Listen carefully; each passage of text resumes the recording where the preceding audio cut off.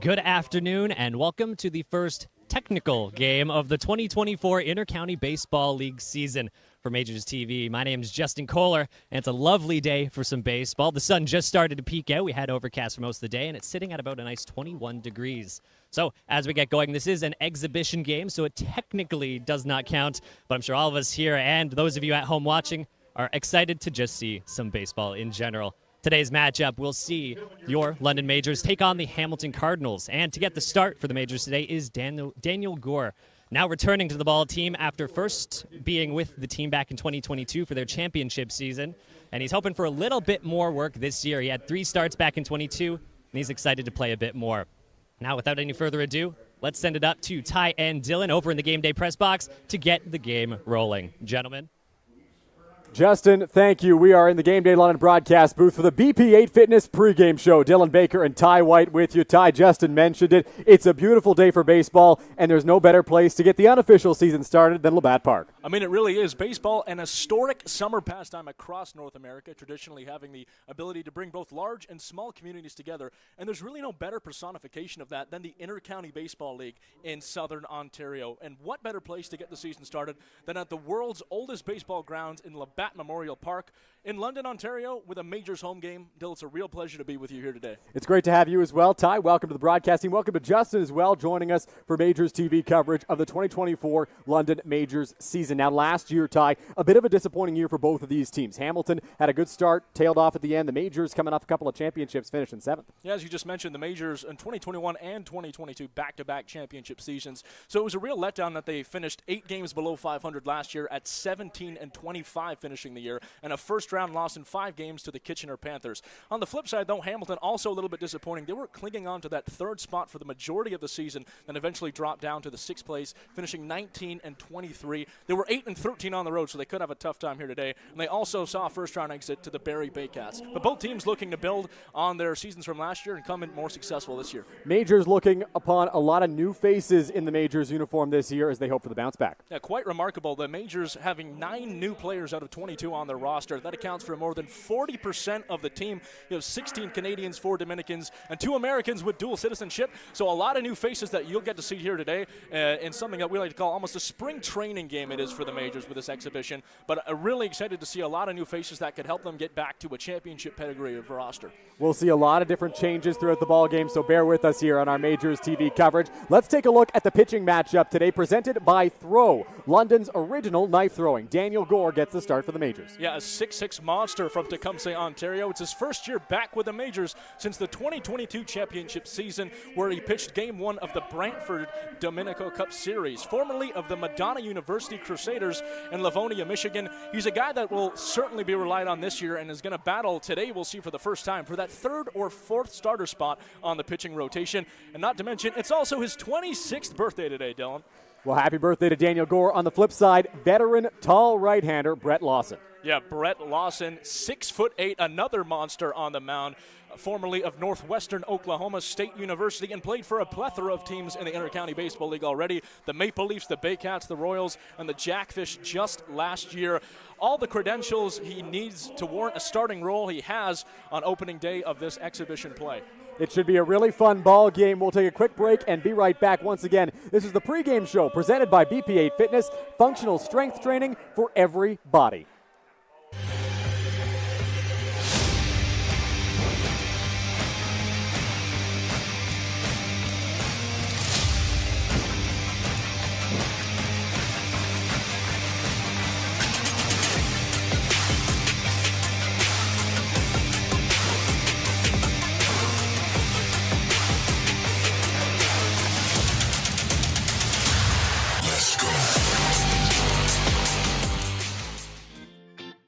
Get suited up with us for our big night. We went to Collins Clothiers. They had suits and tuxedos in various colors and styles. The staff helped us pick exactly what we wanted. They custom fit our suits for the perfect fit. They even matched us to our date's dress. It was so much fun trying on suits with the boys on the VIP night. They even got us pizza while we tried clothes on. For prom kids, of course, are going to be the best dressed. We felt so confident and looked amazing.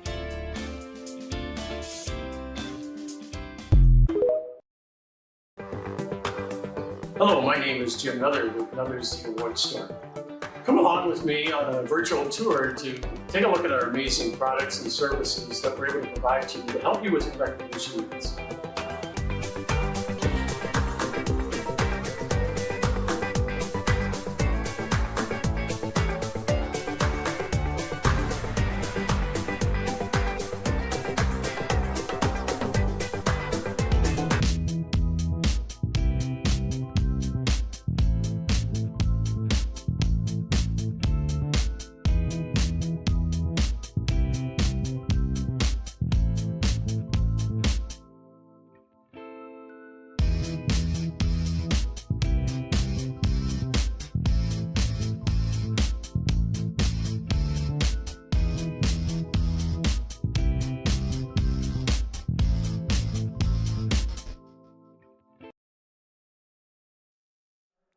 Back now at Labatt Memorial Park, just about to get this one underway on a beautiful Saturday afternoon for baseball. Dylan Baker and Ty White with you from the Game Day London Press Box. Justin Koehler is at field level. If you missed him in the pregame, he'll be back with us throughout the ball game today. Should be a fun one, Ty. Lots of faces that we'll see in this ball game. Daniel Gore gets set to take on a revamped Hamilton lineup.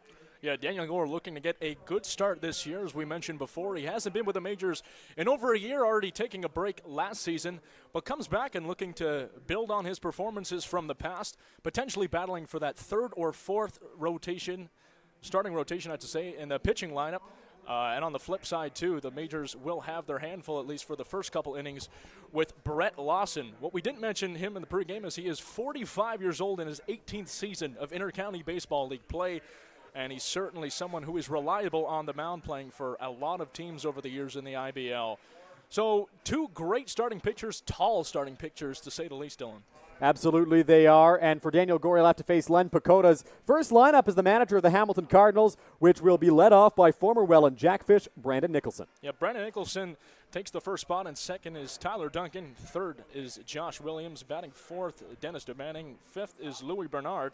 Number 6, Brendan Daly. Seventh spot, Andrew Johnson. Number 8 is Aiden Muir. 9 is Alex Horpatez. Should be a fun one here from Labatt Park. Eduardo De Olio makes the throw down to second base, and we are ready for action. First IBL baseball of the season for anybody. The regular season getting underway on May 12th at Christie Pitts in Toronto between the Majors and the the Toronto Maple Leafs. Tomorrow the Majors take on the Brantford Red Sox in their second and final exhibition game, should the weather permit it. Today, blue skies. Very sunny and a great day for baseball. Temperature is just perfect as Daniel Gore gets set to get the exhibition slate underway. Tall right-hander settles in on the mound, facing Brandon Nicholson, who set the IBL single-season stolen base record in 2022. Gore's first offering is in there for a strike, 0-1.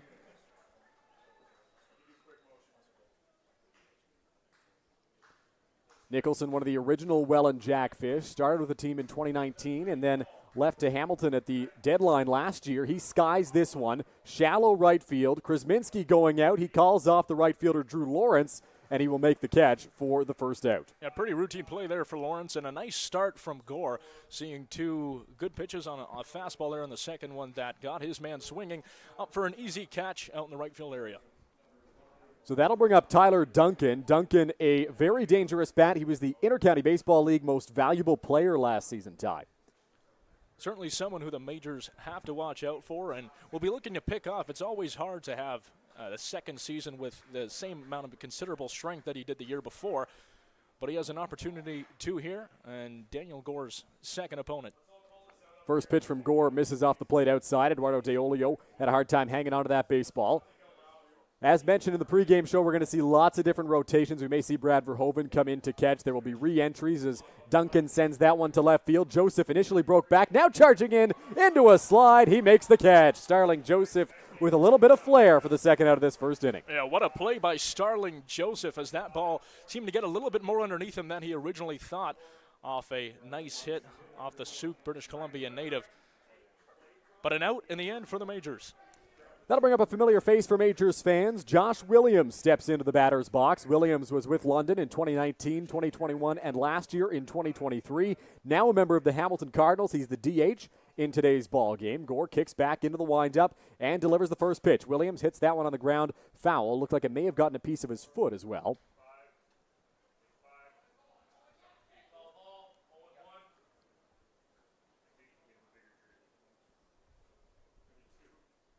Majors wearing their alternate blue uniforms, the gray pants at home, which is unusual. Hamilton wearing the white pants on the road with their black jerseys.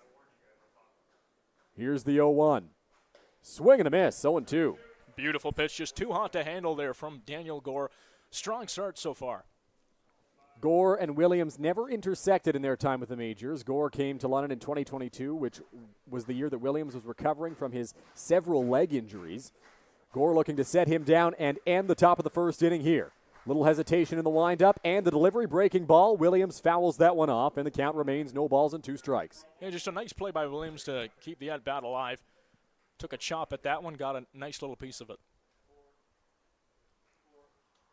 Williams, a daunting presence in that left-handed batter's box. Lots of power.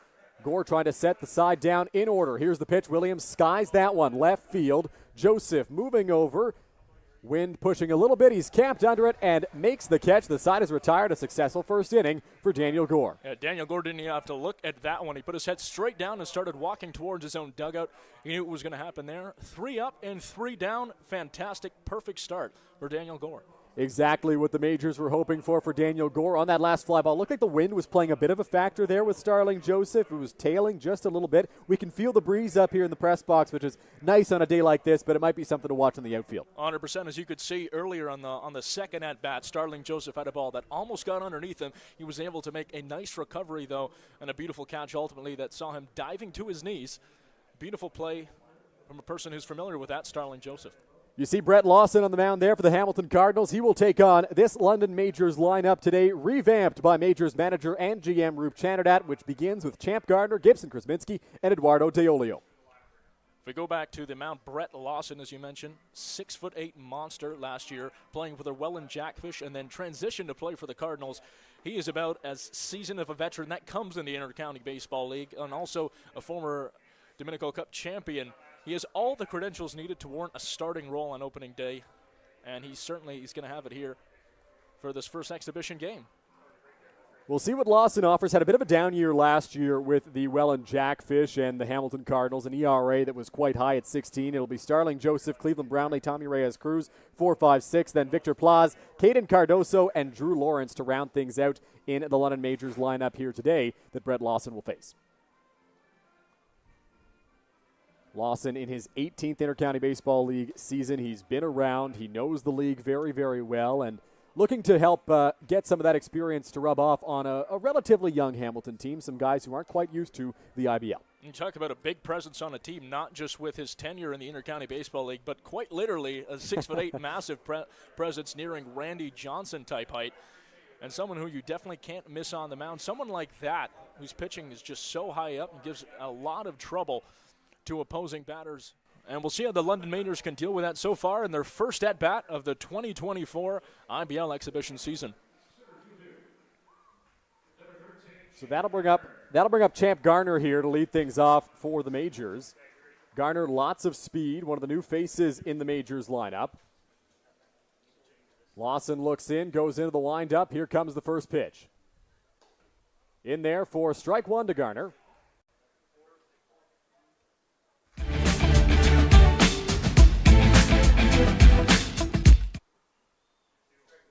Lawson kicks back. Here comes the 0-1 pitch. Gardner off the end of the bat. Going to be a tough play over at first base for Johnson. He'll pick it up, flip it towards Lawson covering, and it is just in time to get Champ Gardner for the first out. Nice play by Johnson there. Good recovery. That ball was just rolling down the first base line, and it was certainly a foot race to get there. But the Cardinals get the better of the Majors in that first one. So 1 out now in the bottom of the first inning, and that will bring up a familiar face for Majors fans, but not from last season. It's Gibson Krasminski, who was a part of the 2022 championship team. Did not play last season at all, but now back in the Majors lineup wearing the number 8. Yeah, he scored the winning run back in the 2022 IBL Championship Series in a major comeback at Christie Pitts. He is no stranger to big-time moments. Krasminski is rumored to have a little more pop this season than he had in his previous tenure with the Majors. Hit a home run in 2022, but according to some sources around the Majors, he's been putting on quite the display in batting practice, at least in the early going. We'll see if that translates to his first at-bat of our IBL equivalent to spring training here. Pitch on its way. Krasminski takes it. It's strike one.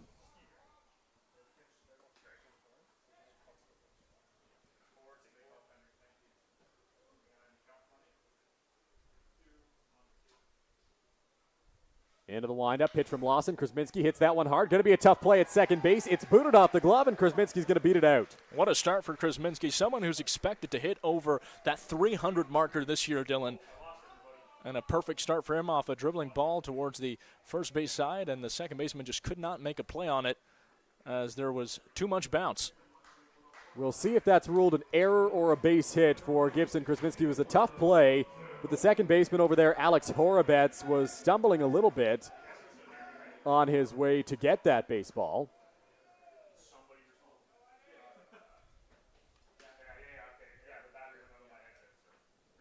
Lawson comes set to face Eduardo DeOlio, the power-hitting catcher. That one just misses for ball one.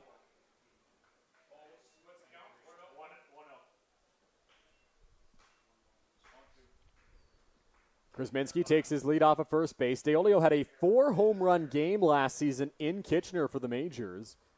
Displayed all of his power potential in that contest and throughout the year, really, at Labatt Park, as that one misses low. Also a native of San Juan de la Maguana in the Dominican Republic, one of 4 Dominican players on London's roster for this season. Lawson looks in for the sign, dealing with the base runner over at first.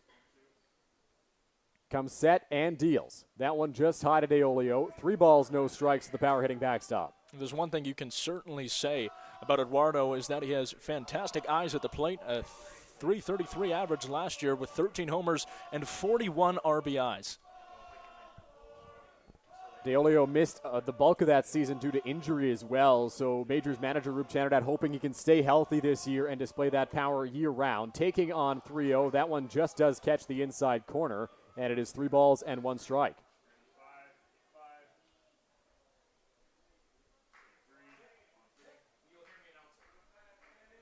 The Hamilton Cardinals appear to be batting 10 batters in their lineup with an extra hitter as Krasminski goes back to first base standing up. So we may see Aiden Muir slide in to catch a little bit for Luis Bernardo. They may rotate between innings. Krasminski there just creeping forwards. If you're going to try stuff, it's certainly during the exhibition season of play. DeOlio skies that one just past the cut of the infield grass. After it is Duncan. He's camped under it, and he makes the catch for the second out of the bottom of the first inning. Just a solid pitch there down the middle. Too hot to handle, certainly for Eduardo, and good showing by both the pitchers so far. Lawson elevated just a little bit with that fastball, and he was able to get the pop out there from DeOlio. Not out of the woods yet, as Starling Joseph will step into the batter's box here for the Majors. Joseph entering his 3rd season in London, always a potent bat.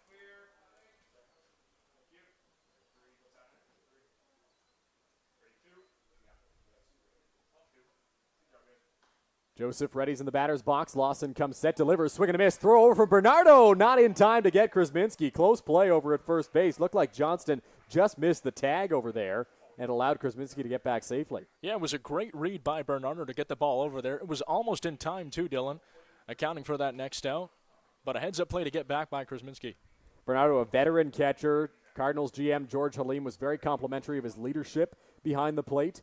Not afraid to take that shot if it's there. Joseph sends that one hard the other way. It's a base hit. Krasminski getting into second base. Brent Wales, the third base coach, was waving him towards third, but Krasminski never picked him up, and he'll stay at second. Didn't get the full contact on that one, but it was just enough to poke by the second baseman.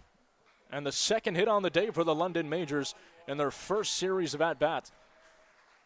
So a good start from the hitters, and up comes a very familiar face to all fans around this ballpark. Cleveland Brownlee steps into the batter's box. Obviously not an overly big crowd for this exhibition game, but the fans here paying their respects to Cleveland, giving him a big cheer as he steps into the batter's box. And for those Majors fans who are familiar with the Ball Flowers, the rowdy group of fans that sit behind the plate, they are in attendance for the exhibition game. You may have heard the Ball 4 chants with DeOlio at the plate. They were very excited to see Cleveland once again, as that one's off the plate outside for ball 1 to the big designated hitter.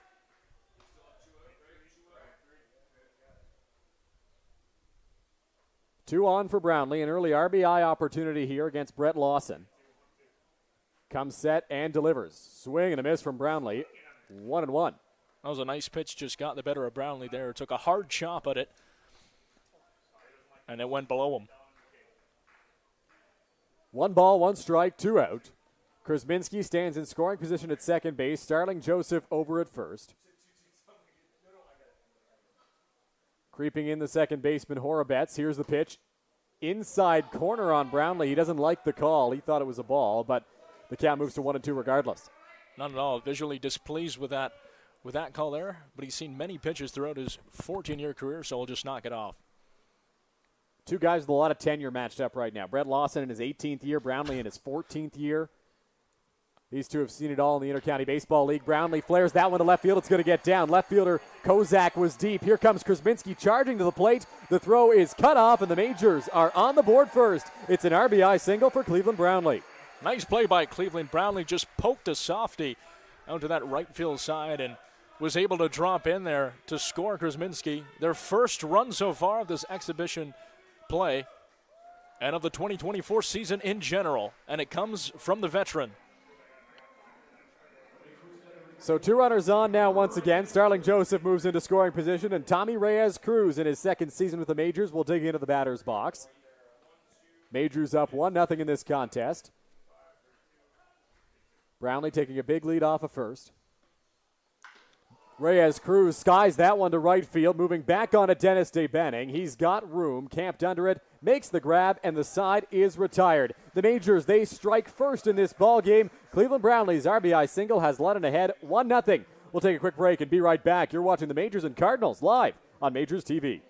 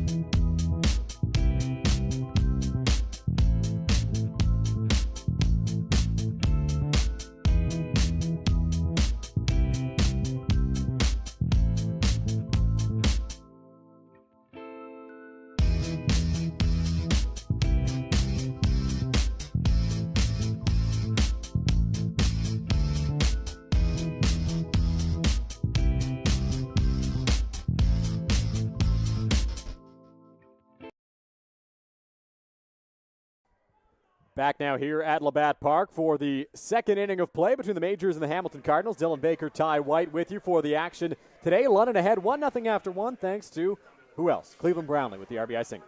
Yeah, that was a nice poke from Brownlee for the first score of the year from Krasminski to get in there. And the fans certainly accustomed to seeing that kind of play over his 14 years in the Intercounty Baseball League. For Daniel Gore on the mound for the Majors, it was a good start of the first frame. Retired the side in order. Was able to get 2 pop-outs and a fly out to left field. A lot of weak contact in the first frame for Gore. Indeed, both teams just trying to kind of get their footing in this one, and therefore we've seen some at-bats that haven't had full contact with the ball. No powering or booming hits yet. Nothing thwarted towards the outfielders.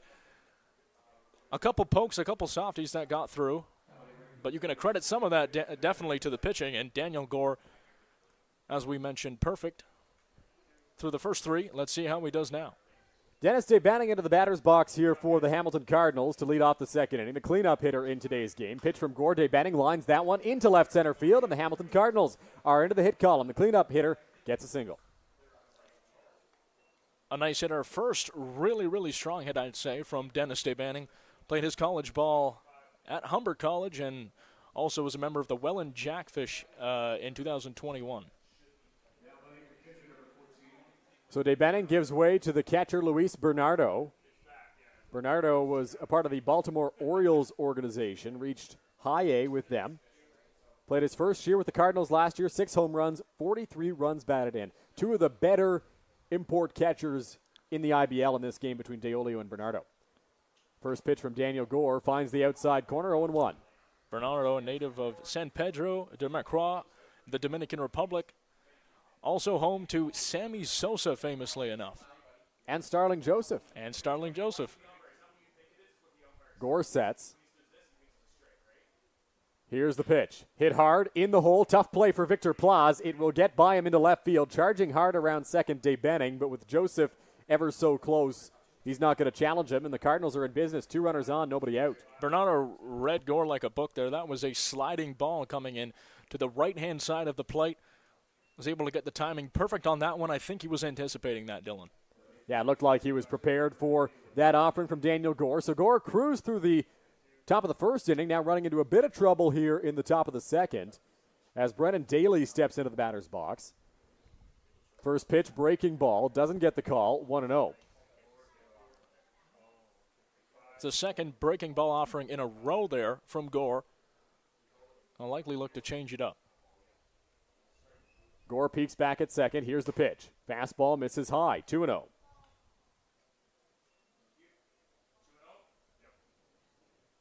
Brennan Daly was a member of the Hamilton Junior Cardinals last year. He's in his last year of junior eligibility, and he led that junior team in doubles, triples, and runs. One of the premier hitters in the ICBA. That one finds the outside corner, 2-1.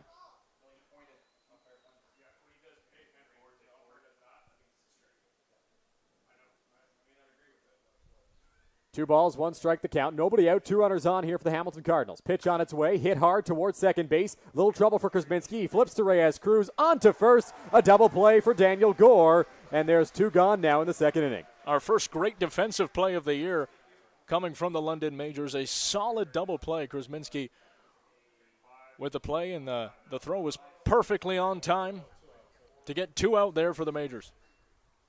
Certainly helping Daniel Gore. So Andrew Johnston will step into the batter's box with Dennis DeBenning at third base, now 2 out. Not quite out of the woods is Gore, runner 90 feet away, but the double play certainly helps him. Here's the pitch. Just off the plate, 1-0.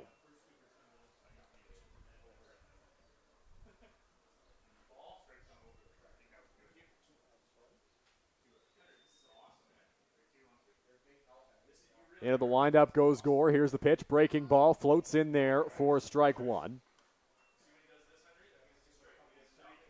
Gore shifting back to the windup with a runner over at third base. No longer working from the stretch. Here comes the 1-1 pitch. That one hit hard towards shortstop. Reyes Cruz waits for the hop. Throw to first. Pick attempt by Cardoso. He's got it. And the inning is over. A smooth play over at first base by Caden Cardoso. And the Majors strand the base runner over at third base. It is still 1-0 London after 1.5. Cardoso shrugged that off like he's been doing it a million times before. A great play off a bit of a rough throw from that third base area. Able to make it in the end for the Majors and bails out Daniel Gore. We can see it was a familiar pattern that he went to that breaking ball and a sliding breaking ball that happened. Both players read it, though. That was a nice hit by Johnston that almost got through. Potentially could have scored a runner, but good defensive play by the Majors, showing their structure and that they're going to be a solid defensive team moving into the 2024 regular season. Brett Lawson will take the hill for his second inning. We're not really too sure what the plan is for the Hamilton Cardinals. We know for the Majors it's going to be 2 to 3 innings for each arm, so Gore, depending on his pitch count, may be entering his final inning in the third, or he might be done for the ball game. We'll have to see. For the Cardinals, we're not really too sure who's available today, who's going to be throwing, and what the plan is with them. Lawson heads back out there for his second inning. Despite the run allowed, Ty, only threw 15 pitches in the first frame.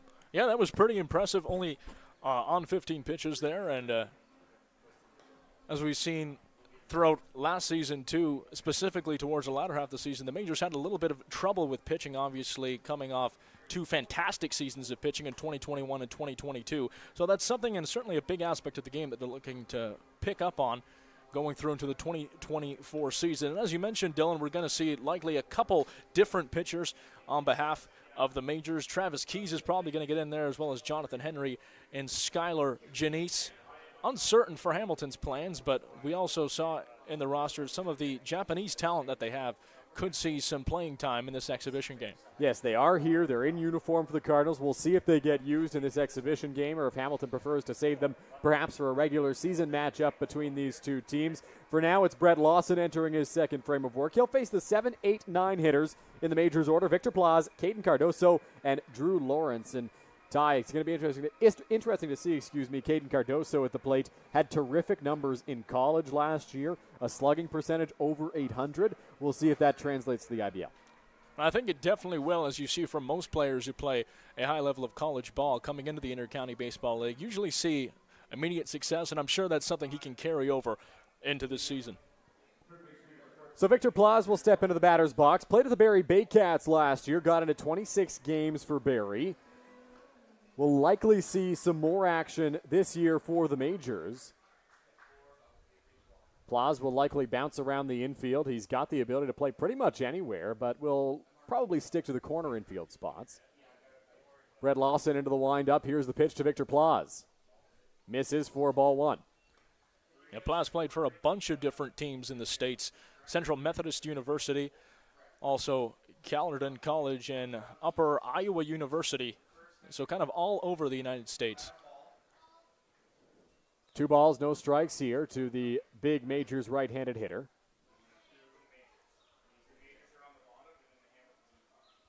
Two-0 pitch. Inside, 3-0. Plaz in a hitter's count. Second 3-0 count that we've seen from Lawson. Was able to set down Eduardo DeOlio after falling well behind.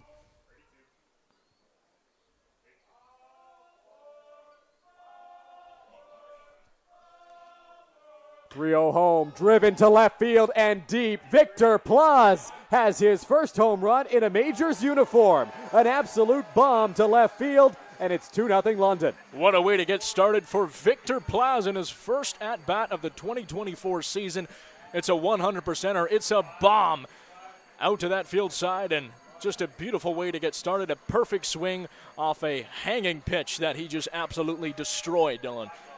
Victor Plaz got the green light on 3-0 tie, and he did not miss it. A huge swing and a huge blast for the Majors third baseman. So Caden Cardoso will look to follow up the home run from Plaz there, stepping into the batter's box. 2-0 London in this second inning. Pitch on its way from Brett Lawson. Something interesting to mention, too, Plaz in his entire collegiate career only hitting 6 home runs, so not typically a deep ball hitter, but got started off in a perfect fashion for the London Majors. And as you mentioned, his first game in a Majors uniform. 1-0 in there for a strike. It's 1-1 to Cardoso.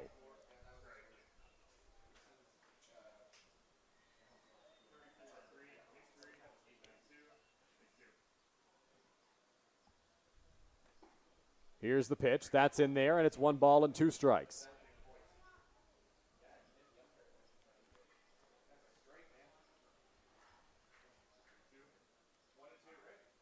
Lawson into the windup. Here comes the 1-2 home. That one misses low. 2 balls and 2 strikes to the big bat of Cardoso.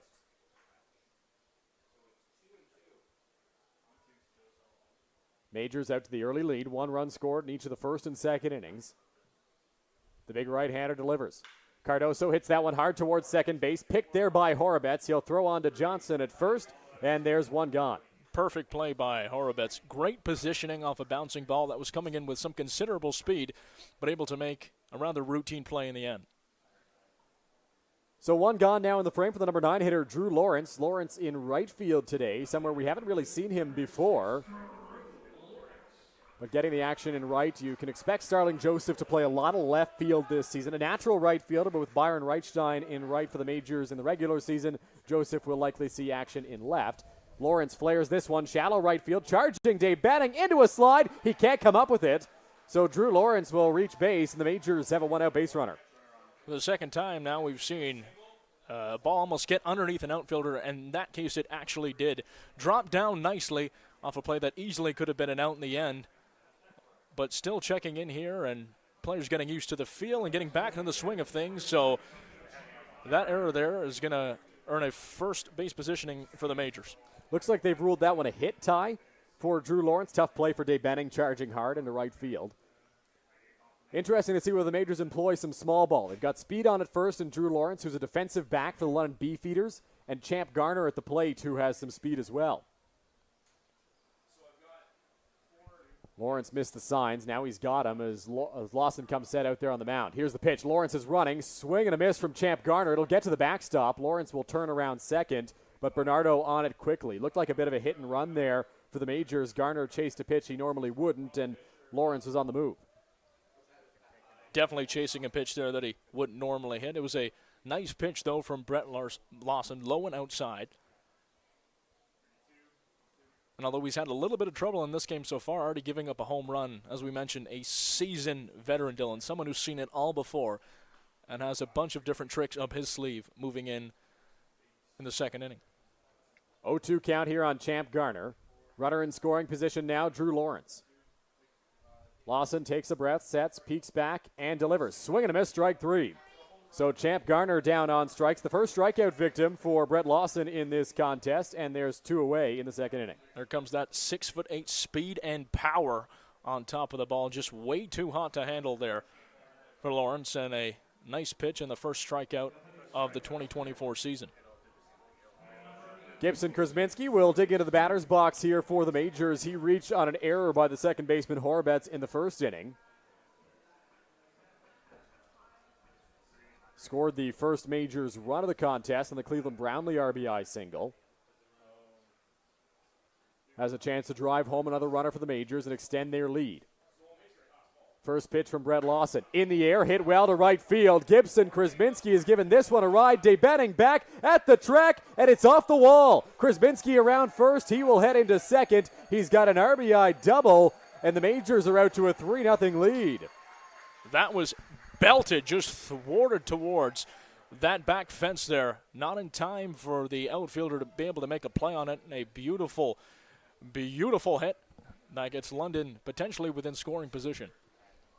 Ty, I think Gibson Krasminski thought that ball was gone. He thought he crushed it. I mean, he hit it really, really hard. Didn't quite get out, hit the fence, able to get into second base and score a run. You can see there was a bit of delay in his timing there, too, Dylan, because he definitely thought he had hit that one out. I thought he hit that one out, too, in all fairness to Krasminski. Eduardo De Olio gets his second at-bat of the ball game. Here's the first pitch from Lawson on the outside corner for strike one.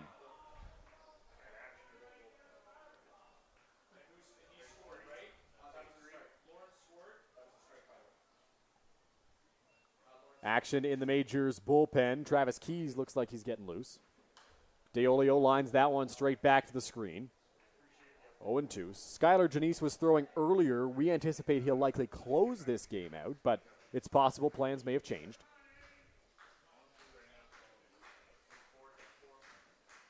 No balls, 2 strikes the count to Eduardo De Olio. Lawson sets and delivers. Here's the pitch. Outside corner, called strike 3. So De Olio goes down looking, but thanks to the big blast from Victor Plaz and the RBI double by Gibson Krasminski, the Majors lead 3-0 after 2. We'll take a quick break and be right back. You're watching London and Hamilton on Majors TV. Get suited up with us for our big night. We went to Collins Clothiers. They had suits and tuxedos in various colors and styles. The staff helped us pick exactly what we wanted. They custom fit our suits for the perfect fit. They even matched us to our date's dress. It was so much fun trying on suits with the boys on the VIP night. They even got us pizza while we tried clothes on. For prom kids, of course, are going to be the best dressed. We felt so confident and looked amazing.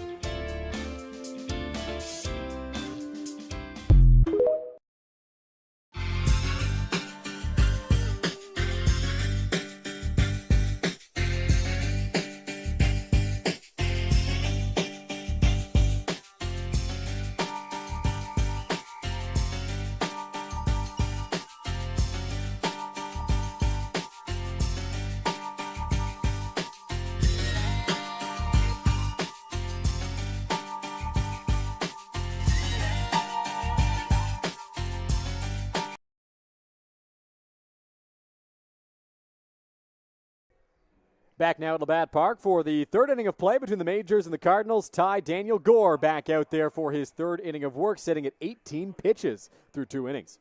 He's been impressive. He's been certainly impressive so far. Certainly relying on that slider and the breaking ball coming in from him. It's worked well for him throughout the first inning, but in the second we saw some Cardinals members get the better of him and started to anticipate those pitches more and more as the game progresses. So he'll look to change some stuff up, as we mentioned, Dylan. This is likely his last inning.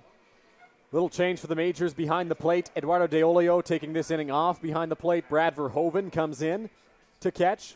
We'll likely see those two flip back and forth throughout the ball game. Verhoeven might get an at-bat or two. We'll see what the plan is for Majors manager Roop Chandradat. For now, Verhoeven is behind the dish, and Aiden Muir will step into the batter's box here for the Hamilton Cardinals to lead off the third inning. It'll be 8, 9, and 10 for the Cardinals as they hit 10 in the lineup today. Not something you're going to see during the regular season, but it's exhibition play. Everybody's just trying to get their swings in. First pitch is flared towards second base. It's the first baseman Cardoso playing it, flipping to Daniel Gore at first, and there's one quick out in the top of the third inning.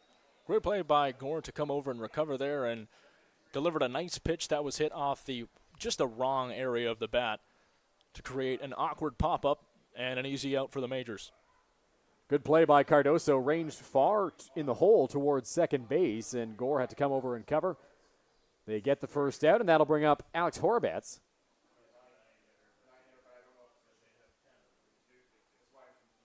Gore sets and delivers to Horobets the first offering. Outside corner, strike one. Good action on that pitch, Ty. A little bit of movement, looked like a two-seamer there. Certainly, he's got some nasty stuff in his locker, to say the least. Here's the 0-1 pitch. Breaking ball. That one scorched through the hole. It's a base hit for Horobets, and he's aboard with one out. See, Horobets has clearly taken notice to something that a few other Cardinals have as well, is the breaking balls from Gore just coming in easily on the kind of the inner left side of the plate there, and that's now the second or third hit in the game off a play like that. Something that they're certainly picking up on, and Gore might have to change that going forward, but it could be his last inning regardless. That'll bring up Caden Kozak here.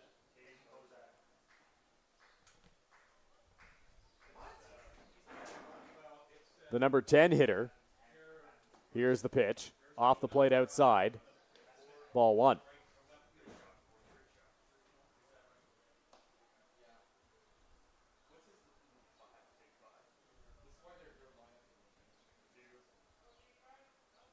Gore looks in. Quick throw over to first base, not in time to get Horobets.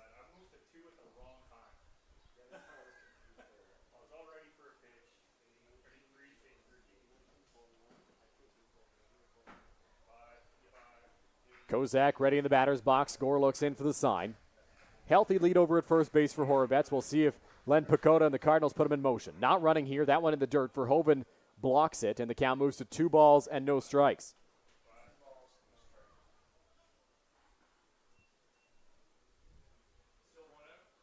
One out here in this third inning. Horobets at first. Gore rolled a double play ball in the second. We'll see if he can get another one here in the third to end the inning. Here's the pitch, breaking ball that never broke. It's 3-0. Was expecting to have a lot of movement on that one. It just became too high. Something we've seen from Gore. He needs to get the ball down a little bit more moving forward. 3-0 count here to Kozak. Pitch on its way. That one finds the corner of the plate. It's 3-1. Got the ball down there. It was certainly to the umpire's liking. Needs to find that good balance of breaking balls with also the fastballs. Just has to keep it lower in general as he tries to throw that over for a first base tag. Gordon even come set on that one, tried to catch him off guard, and now have they called a balk here? So a balk called on Daniel Gore. Gore doesn't understand quite why, but that will allow the runner Horobets to get up to second base. Yeah, that play seemed rather ambiguous. I'm not sure exactly why they did call a balk on that one. Gore going to get an explanation here from the home plate umpire. Not sure what the ruling was. 3 balls, 1 strike the count.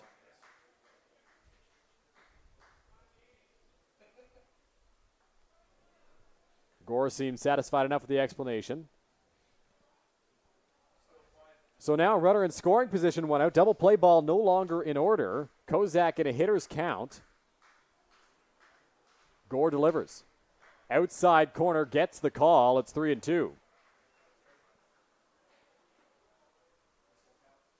Travis Keys continuing to loosen up. Looks just about ready in the Majors bullpen. Big lead over at second for Horobets. Here's the pitch. Swing and a miss. The breaking ball gets Kozak to chase, and there's two gone. That was nasty from Gore. So much movement on that one going completely across the plate and got the better of Kozak there. So back to the top of the order here for the Hamilton Cardinals. It'll be Brandon Nicholson stepping into the batter's box. Nicholson 0 for 1 in the ball game today. Popped out in his first trip to the second baseman Gibson Krasminski.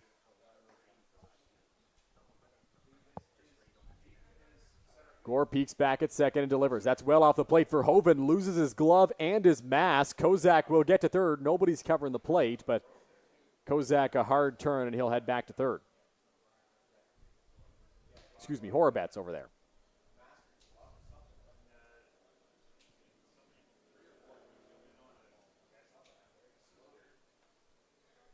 Strange play. Verhoeven reached out in a hurry and lost his glove, lost his mask. We'll see if they rule it a passed ball or a wild pitch. Official ruling is a pass ball as that one finds the outside corner, and it's 1-1.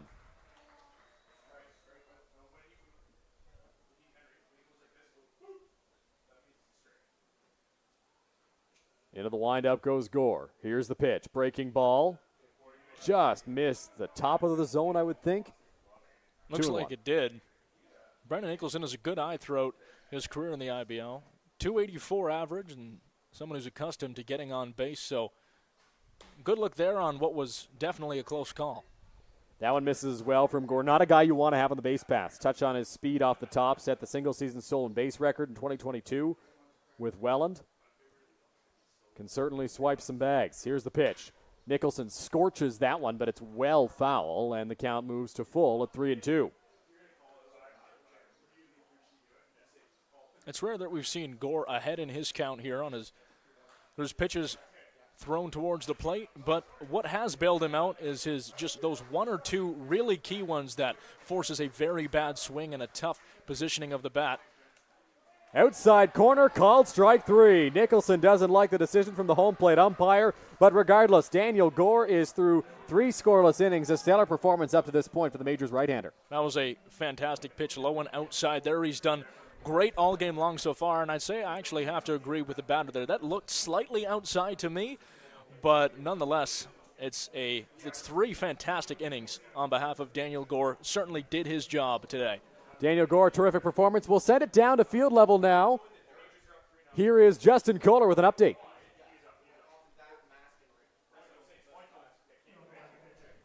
Arguably the most popular player on the Majors roster. He's batting 5th today, the designated hitter, and already has an RBI single in his first at-bat of the year. That is Cleveland Brownlee. He's the longest tenured player on the team, now entering his 14th season with the Majors. He has a career 640 hits, 135 home runs, and 514 RBIs under his belt, over 560 games in his career. He had a bit of a down year last year, batting .201 with 7 home runs and 20 runs, which he says is actually part of the motivation of why he wanted to return for the 2024 season. He says he has a lot of what-ifs still remaining on the field. And as we're about to end the 3rd inning, let's send it back up to Ty and Dylan in the Game Day press box. Gentlemen. Justin, thank you. Back at the Game Day London broadcast booth here for the bottom of the 3rd inning between the Majors and the Cardinals. Cleveland Brownlee due up second in this frame, and Justin mentioned it, Ty. Already a run batted in this ball game to add to his impressive IBL career total. It was a good first at-bat for him. Poked a nice one past the third base line, something that was able to drop in. Perfect positioning. And a veteran who can certainly do that a lot for the Majors this upcoming season. So Brett Lawson back out there for his 3rd inning of work. He is at 32 pitches right now in this ball game. Gets to deal with 4, 5, and 6 in the Majors order. Starling Joseph, Cleveland Brownlee, and Tommy Reyes Cruz. Gave up 1 run in the first. That was the Brownlee RBI single. Then in the second, it was Victor Plaz going deep and Gibson Krasminski with a long RBI double. We'll see what the third has in store for the Cardinals right-hander. A little bit of action in the Hamilton bullpen. Maybe this will be the last inning for Lawson as well. The Majors have thrown a lot back at Lawson, having some really, really good at-bats, and this early on in the game and in the season being the first game, we see some really, really strong hits, and he's not throwing cheap stuff. It's solid, fast-paced pitches right down the middle, but London has been more than up to the task so far. They certainly have been. That's Colby Ring loosening in the Hamilton bullpen. Here's the pitch. Joseph hits that one in the hole. It's just under the glove of the shortstop, Tyler Duncan, and it's a leadoff base hit for Starling. Starling wanted that one. He was leaning into it a little bit much. That's why he didn't get the absolute best contact. Timing was slightly off, but nonetheless a solid hit, good contact, and that got him to first base. So Cleveland Brownlee steps in for the second time. 1 for 1 in the ball game today. The RBI single earlier. He's got Starling Joseph over at first. Joseph not really a threat to run. Ty has some stolen bases in his IBL career, but not very frequent on the base pass. That one misses for ball 1. Brownlee up at bat, though, made the point of telling us about his lightning quick speed beforehand. Something that can certainly be on display if he gets another hit here in consecutive at-bats. Ty Cleveland's been telling me about his speed for the last 6 years. I haven't seen a stolen base from him. 1-0 count. Lawson sets on the mound. Here's the pitch. Brownlee skies that one. Foul territory. Bernardo gives it a look. It will be out of play. And a souvenir for a fan that can track it down. Yeah, I thought so, but I'm like, you can't tell with the shot that I had. So. 1 ball, 1 strike. Brownlee looks down for the signs. Joseph his lead off of first. Right near the cut of the grass. Joseph on the move, got a great jump. Brownlee taking all the way. Bernardo doesn't even bother with the throw. Joseph timed it to perfection and gets in there with a stolen base. I guess you could say an announcer's jinx there. Someone who we didn't think would go for a stolen base there actually does. And that's what these exhibition games are really for, to try out new things, and especially with players who maybe have struggled or aren't as familiar with that side of the game beforehand. Getting in and a great play there for the Majors. 2 balls, 1 strike the count. Brownlee ready in the batter's box. Here's the pitch. Inside, can't find the corner. It's 3-1. Brownlee in a hitter's count with a chance to drive home another run.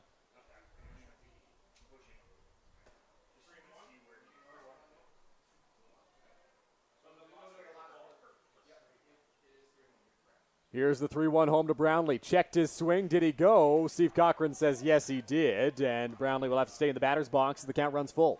Yeah, he really wanted that one. He was a bit premature on the swing there, and the umpire does rule against him. So full count, nobody out. Joseph standing out at second base. Brownlee readies in the batter's box. Here's the pitch from Lawson. Brownlee takes low. It's ball 4, and the Majors have a pair of base runners here. Great at-bat for Brownlee. Second at-bat for him, and got on base both times with that one. Knew it was going low the whole way and didn't even look over at the umpire's decision. Just threw his bat to the dugout and made his way over to first. So Tommy Reyes-Cruz will step into the batter's box here for London. Native of Montreal, Quebec, flew out to right field in his last trip. Just in front of the warning track, Dennis Day-Benning made the grab. Reyes-Cruz ready in the lefty's batter's box. Here's the pitch, breaking ball that floats in there for strike 1. We're going to be seeing Reyes-Cruz as the starting shortstop for the Majors this year. Didn't really have that role last year, but he has a great arm and has really worked hard with his glove through years, dating back to his college ball at Faulkner University in Montgomery, Alabama. 1 ball, 1 strike as that one misses.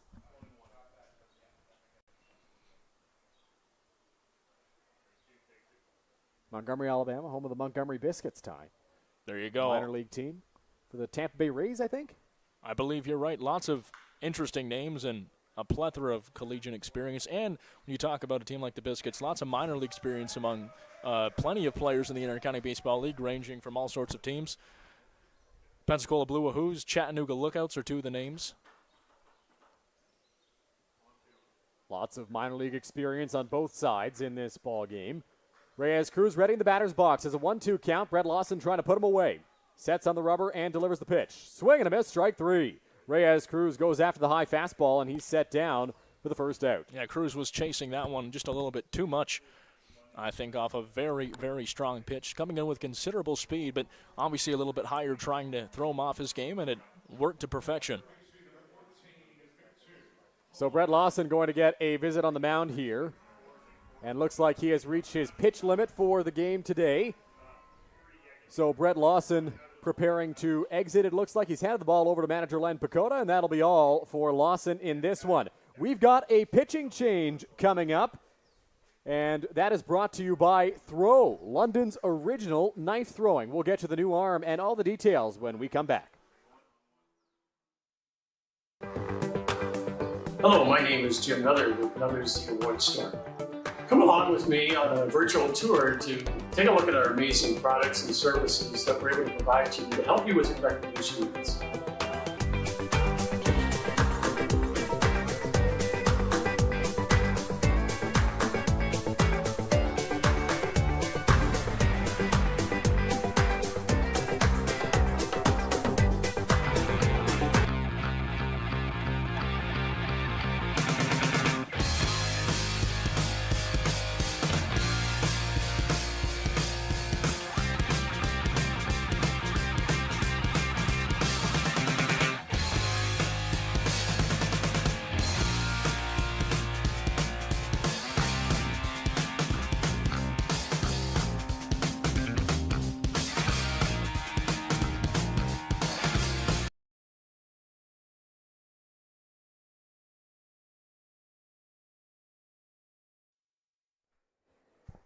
Back now at Labatt Park, middle of the third inning here. 1 out, 2 runners on, and the Hamilton Cardinals turn to Corbin Peters out of the bullpen. Yeah, formerly of Grambling State University in Louisiana. He won the lone playoff game last year for Hamilton in Game 2. And he also gives pitching lessons at Strike Zone in Burlington, Ontario, in the official Cardinals training facility. Corbin Peters spent last year with the Hamilton Cardinals, as you mentioned, had that terrific performance against the Barrie Bay Cats in Game 2 of their series at Bernie Arbor Stadium. 19 games last season, 2 of them starts. 450 earned run average across 34 innings. We'll see what Peters can do out of the bullpen here. Has to deal with 2 runners on base and 1 out. Joseph standing at second, Brownlee over at first, and Victor Plaz in the batter's box. Plaz, if you'll recall, Ty, was the one who sent one out pretty much to the Thames River out in left field. He bolted that one towards the river, and a play that was certainly gone from the beginning, unlike Krasminski's that we saw in his second at-bat. But looking to build on that performance, it's going to be hard to do, though. So runner in scoring position, plus Brownlee at first for Victor Plaz. Corbin Peters sets out there on the rubber and delivers the first offering. Breaking ball in there for a strike. Great first pitch, and it's always nice to see some movement and some confidence from a reliever. 0-1 the count. Here's the pitch from Peters. Fastball up high, nearly got away from Bernardo, the catcher. 1-1.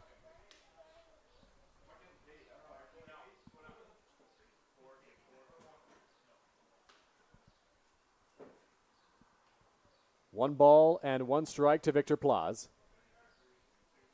Peters readies. And delivers the offering. Plaz skies that one center field. Charging hard is Nicholson, and he will make the catch in left center. No tag from Joseph, and there's 2 gone. Nicholson didn't require much running on that play, was able to get out to it pretty easily. And Plaz, that's now his second at-bat with good contact. Tried to thwart that baseball out towards the center field, but was just not enough gas on it, and a decent pitch from Peters. So 2 on, 2 out, and that'll bring up Caden Cardoso. Cardoso 0 for 1 on the day. Peters comes set, trying to get out of this jam. Here's the pitch. Misses for ball 1.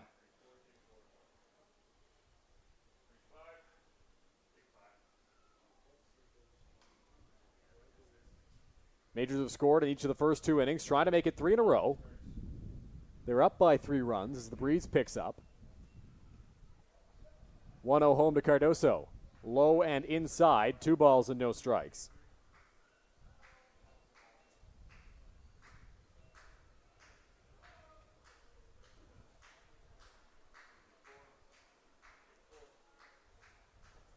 Peters looks in for the sign. Comes set out there on the rubber. Joseph takes his lead off a second. Here's the delivery. Breaking ball. Drops in there on Cardoso. He knew that was in the zone, and it's 2-1. What do you think of the confidence from Peters there, Ty, going with the breaking ball on 2-0? I think it shows a lot. We saw from the very first pitch that he went with a nice breaking ball that ended up working out and coming out, throwing out the heat immediately, showing he has all the confidence in the world. And that's certainly worrisome to a London Majors lineup that has already seen success hitting the ball this game so far. And Peters will try to bring a halt to that. He has 2-2 off the plate outside, 3-2. Peters thought it might have been strike 3. So full count, 2 out. The runners will be in motion on this pitch. Luis Bernardo letting everybody know. Joseph and Brownlee will be running.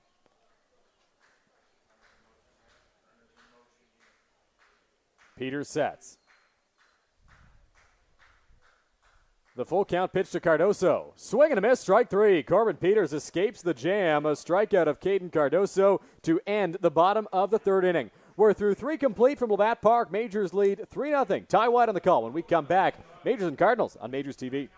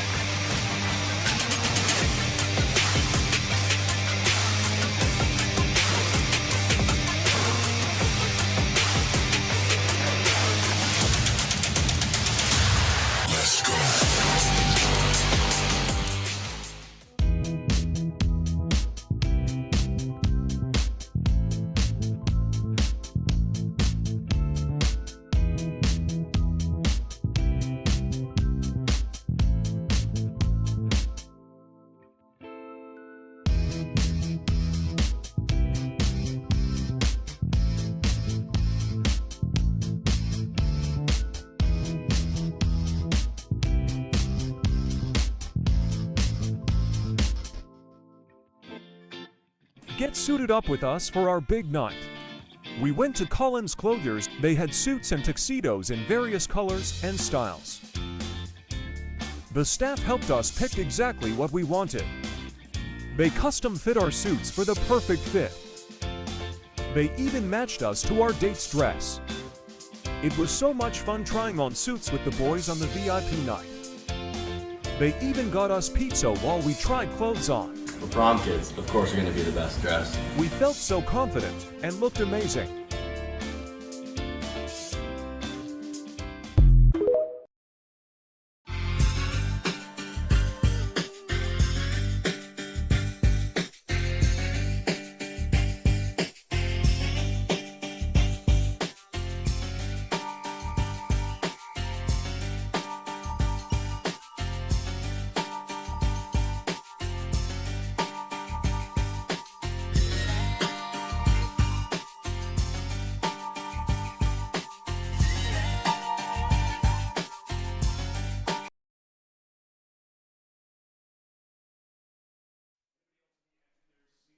Welcome back to Labatt Memorial Park for this inaugural exhibition game of the 2024 IBL season between the London Majors and the Hamilton Cardinals. Ty White in here with the broadcast booth alongside Dylan Baker, who will be back with us shortly. And through 3 innings so far, we have a good game. Majors on top, 3-0. And we have a pitching change.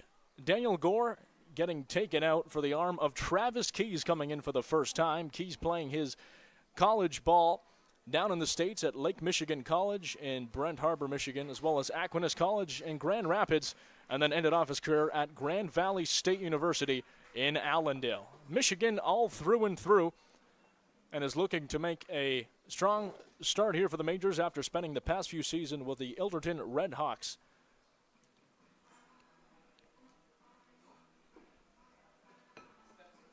He's certainly a veteran in the area and has done a lot at the senior level, someone who can compete for potentially the second, third, or fourth starter role this season, Dylan, Travis Keys.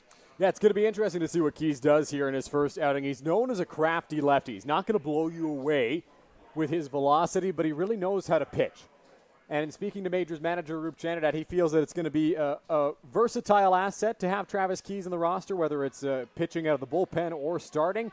And he really knows the mental side of throwing out there on the mound, and Roop is hopeful that will help the Majors this year. Another little change to mention, Brad Verhoeven out from behind the plate, Eduardo Deolio back behind the dish. We're going to get our first offerings from Travis Keys momentarily as he checks into the game for the first time, the first time of the 2024 season.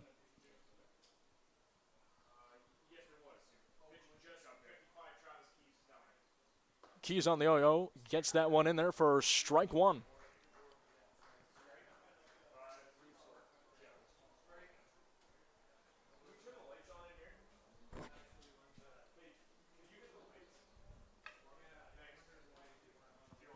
Keys again, that one almost dangerously on the inside there for Duncan. Will even the count out at 1-1. Don't want to let Tyler Duncan get his arms extended. Lots of power in that bat. Keys trying to keep him jammed in tight. Ball is too low and certainly will not be a strike there from Keys. Trying to get some break on it. Have a little bit of trouble there.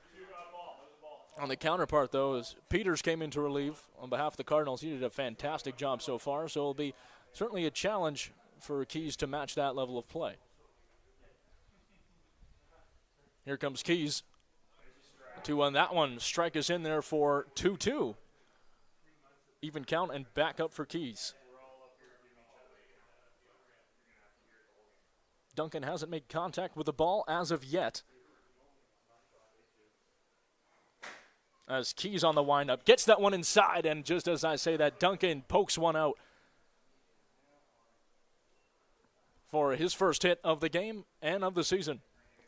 Good job by Tyler Duncan on that last pitch. Keys got it inside, which I think is where he wanted to tie, but Duncan able to power it into right field over the head of the second baseman, Krasminski, and dropping just in front of Drew Lawrence, the right fielder. So Duncan is aboard. He's a guy who can hit for a high average. He can hit for lots of power.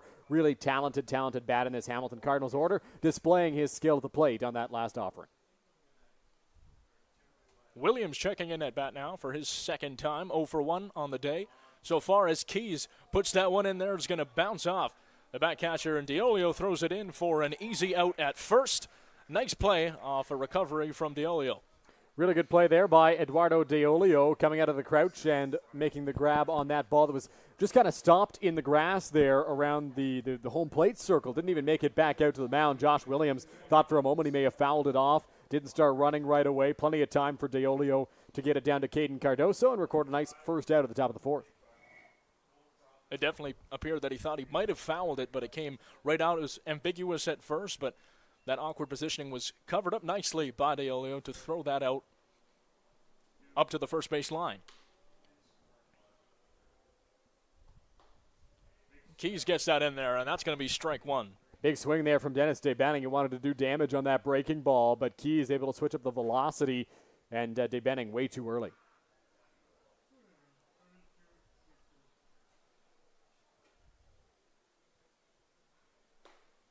DeBenning already recording one hit so far in this contest as Keys throws that in there. Keeping him off balance right now. That top hand flew off of the bat on that last swing for DeBenning at the plate. Keys was able to paint a nice offering on the outside corner. Keys on the windup, gets a nice swing there from Ben to go outside, and he will strike him out. What a beautiful pitch. That was down low and way out of range, but the movement on that fooled DeBenning there. Yeah, really good pitch there by Keys. Looked like it was a change-up low and outside, and DeBenning did get a piece of it, but Eduardo Deolio able to hold on to it behind the plate and record the third strike of that at-bat. So Travis Keys settling in after the leadoff base hit, gets a squibbler of a ground out and then a quick strikeout. Luis Bernardo checking in, already 1 for 1 on the day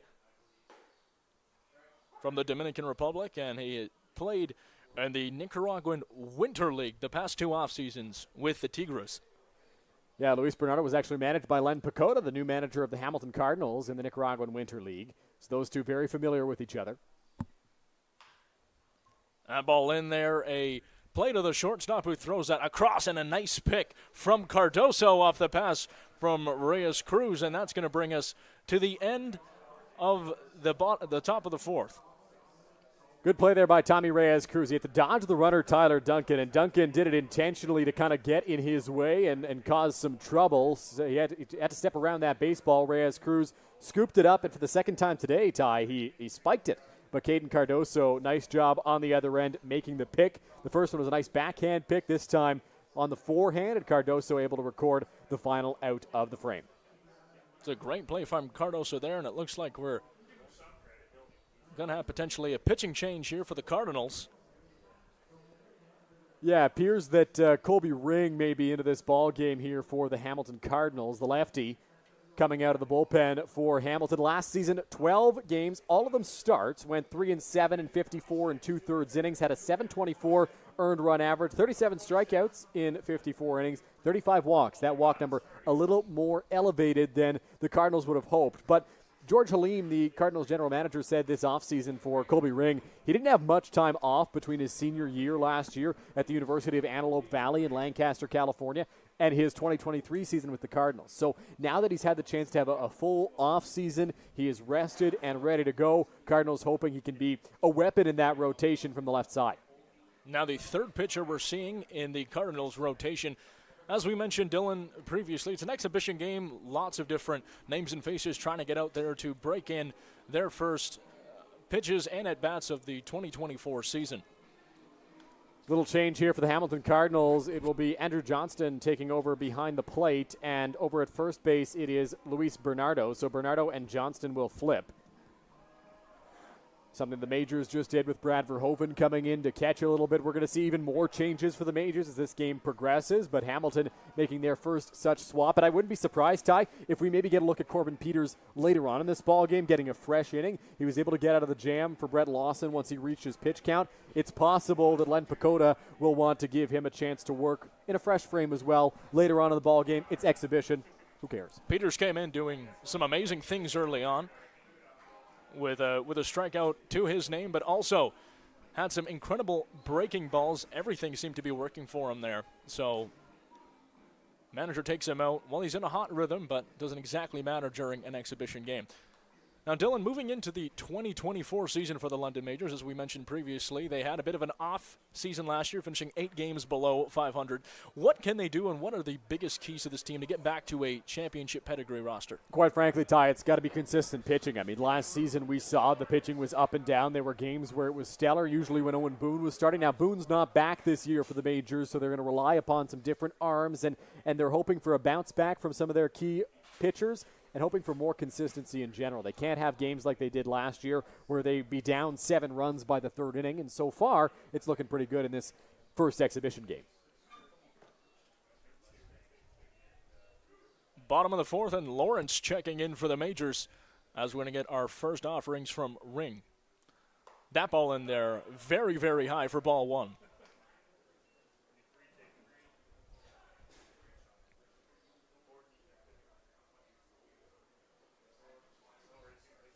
Checking the signals, and on the windup, another ball almost in the same exact place. Wildly goes behind the head of Johnston. This is why they wanted an exhibition game, right? So that Colby Ring could get the jitters out early, missing well high with the first 2 offerings to Drew Lawrence.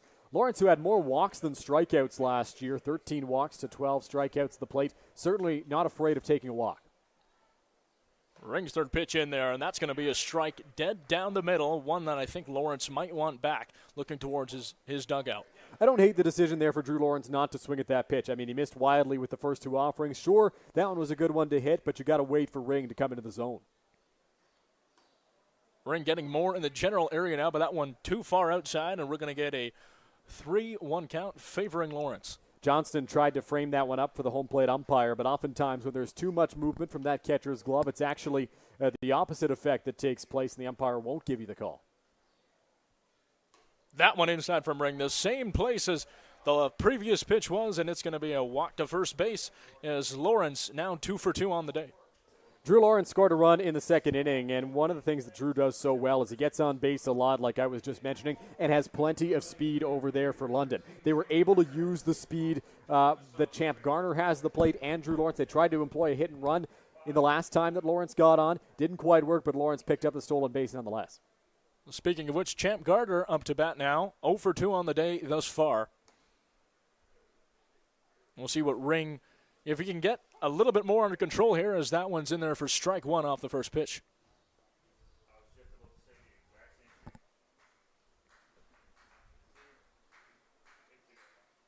Ring surveying.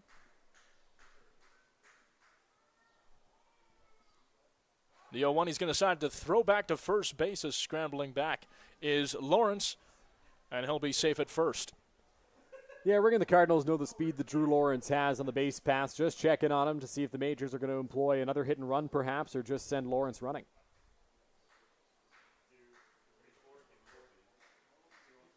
That ball in there, swung on and chopped way backwards by Gardner. Ring starting to get a little bit more under control now, Dylan.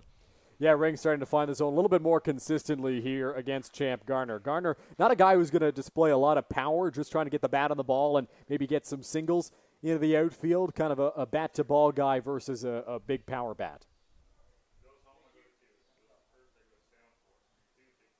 Ring in there again. That looked to be a strike to me, but the umpire's not going to favor it there. 1-2 count. Yeah, Champ Garner will certainly take that one. Certainly looked a little too close to take for Garner, but gets the benefit of the doubt on that call. Lawrence on first, and the 1-2 in there, swung on and missed. Beautiful pitch there by Ring. Some movement on that one, and able to pick up a strikeout for his Cardinals. That good curveball there from Colby Ring. Champ Garner just swung right over top of that pitch and didn't really have a shot.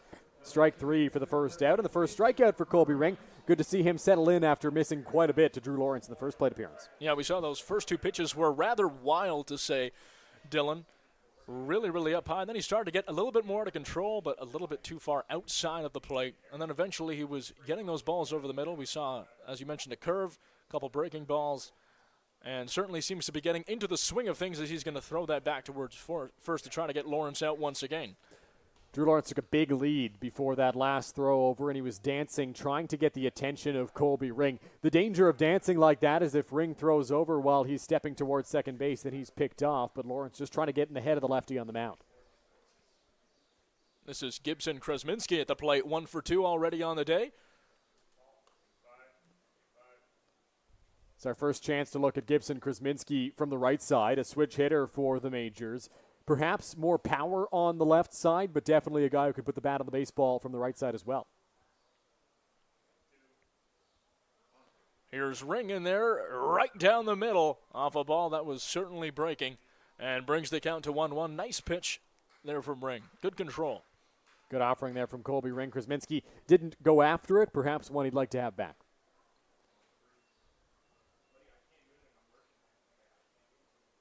Krasminski was definitely looking on that previous ball.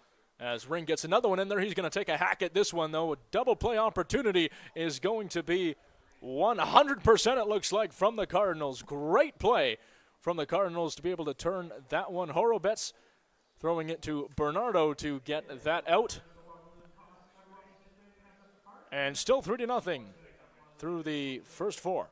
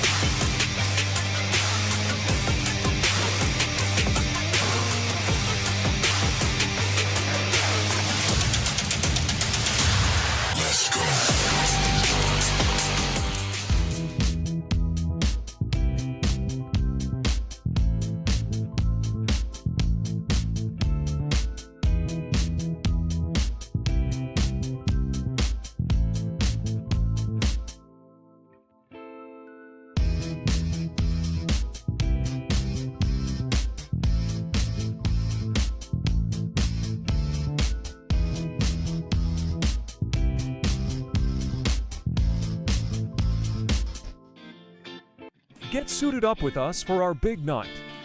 We went to Collins Clothiers. They had suits and tuxedos in various colors and styles. The staff helped us pick exactly what we wanted. They custom fit our suits for the perfect fit. They even matched us to our date's dress. It was so much fun trying on suits with the boys on the VIP night. They even got us pizza while we tried clothes on. For prom kids, of course, are going to be the best dressed. We felt so confident and looked amazing.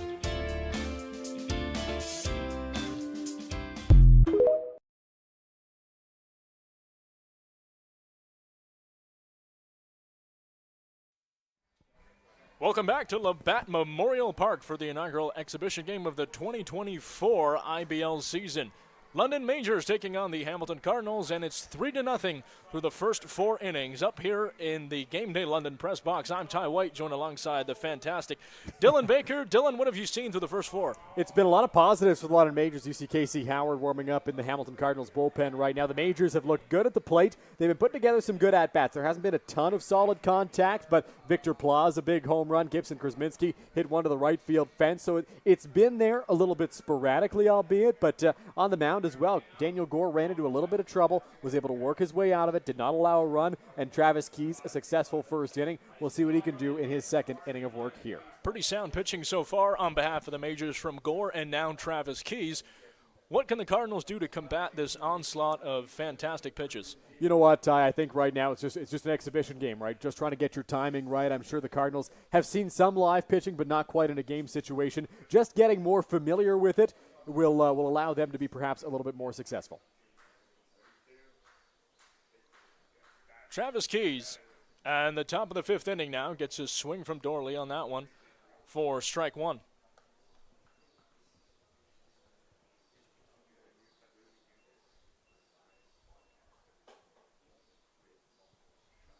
Daly 0 for 1 on the day, his second at-bat now, and Keys gets a fastball in there for strike 2. 0-2 count. Not a lot of velocity on that pitch from Travis Keys, but what I was mentioning when he was brought into the ballgame, he's very crafty. Found the outside corner perfectly with that offering.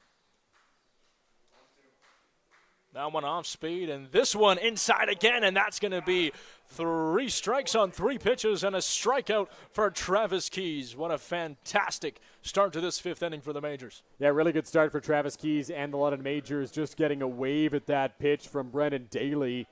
Good offering from Keys. Took it off speed, and Daly way early on it. Johnston checking into the game now for his second at-bat.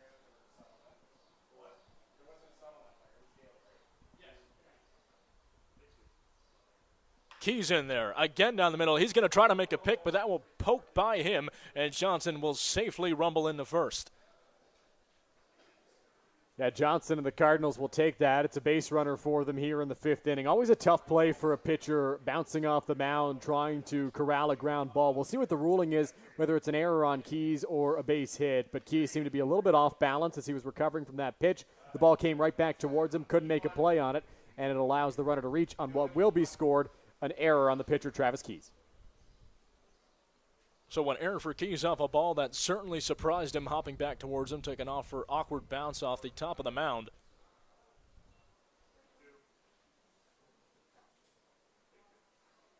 Keys on the 0-0 in there, gets that one for a strike off a fastball down the middle.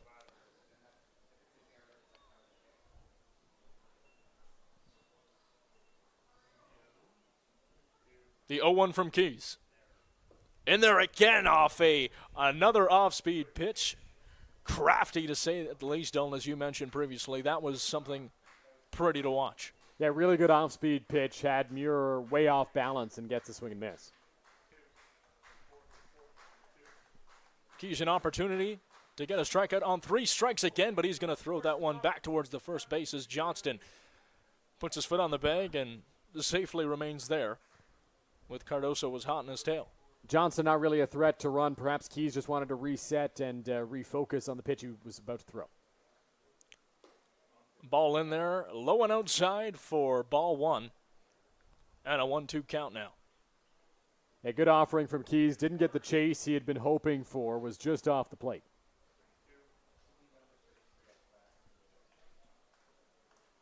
Keys on the 1-2. Puts that in and gets strike number 3 and out number 2 for the Majors in the top of the 5th inning. Great pitching so far through 2 from Keys. You know, Ty, I said when Keys entered the ballgame, you weren't going to see many strikeouts. He wasn't going to blow it past guys. He's got 3 strikeouts in an inning and 2/3 of work so far. He's been very, very effective, keeping hitters off balance. That's exactly what he needs to do in order to be successful in this game, and a good performance so far for Travis Keys.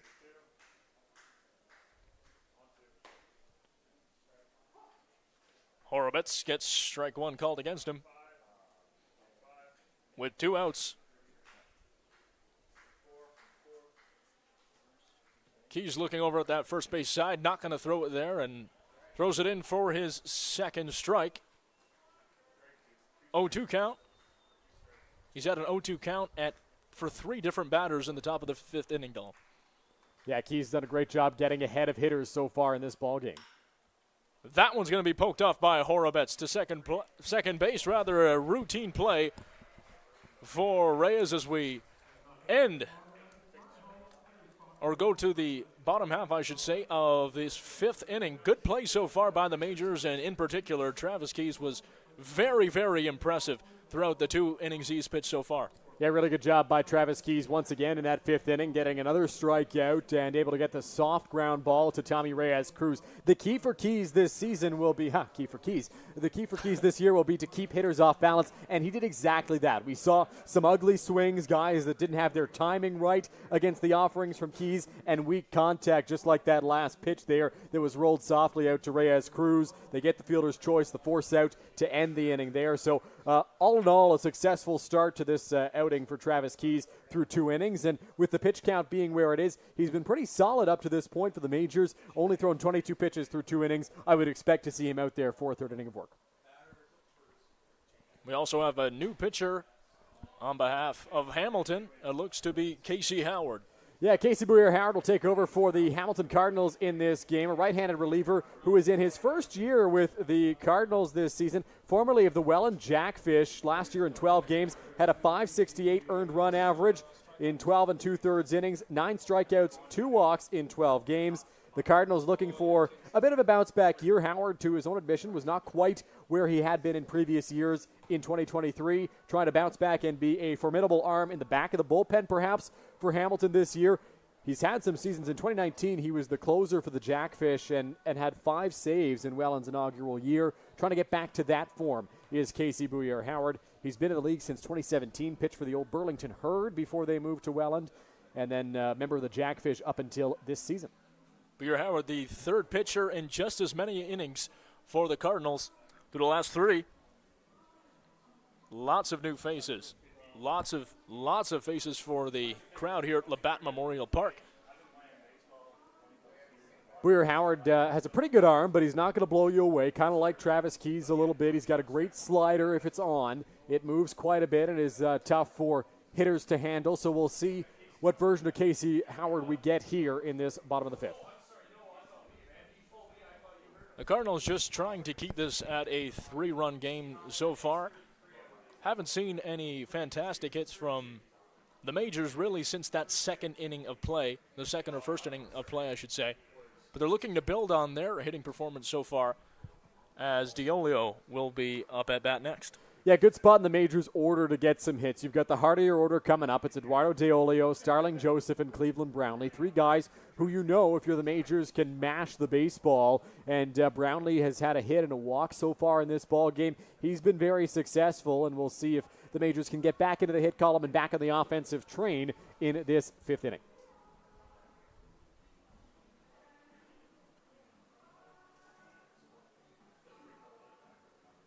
Well, here we go. The bottom of the 5th inning. The London Majors leading the Hamilton Cardinals 3-0 thus far. And the Majors trying to build on their already impressive lead on opening day.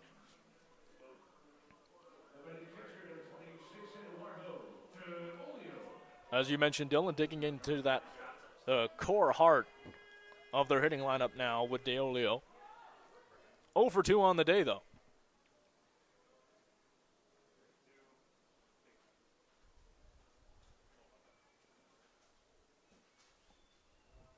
formerly of the Houston Astros AAA organization there, as he's going to rocket one foul. That's going to be back in a way over the back stands there, it appears, Dylan, for a nice opening pitch from Bouyer Howard. Ty, it's foul balls like those that make me happy. I park at the very back of the parking lot down the third base side. Out of harm's way, I hope.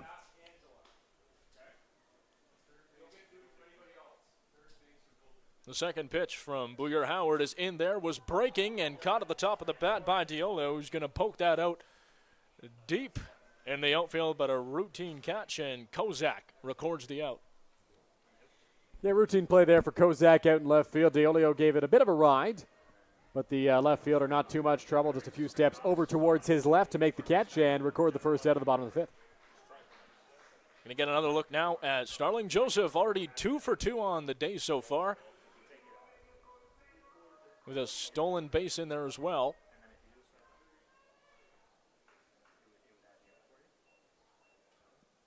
Bouyer Howard perfect so far through his first offerings. Now we get a second look against Joseph. Oh, in there, a rocket of a fastball is going to be fouled off hard down the left field line for strike one. Yeah, Joseph got a big piece of that pitch, smoked it down the third base line, but a little bit early, so a foul ball, and now he's behind in the count.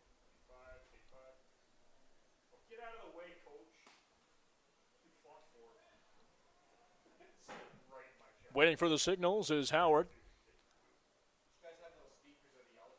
On the 0-1, that one inside almost dangerously, had to be avoided there by Joseph. Starling Joseph never afraid to show some emotion and a bit of a flair for the dramatic in the batter's box. Surprised we didn't see him jump a little bit more out of the right side. Seemed pretty calm under pressure there as that ball was coming in with some considerable pace. Another one that seemed to be breaking, and it was hit down the third base foul line, and it's going to be in there for a 1-2 count in favor of Bouyer Howard. Action in the Majors bullpen you see out there.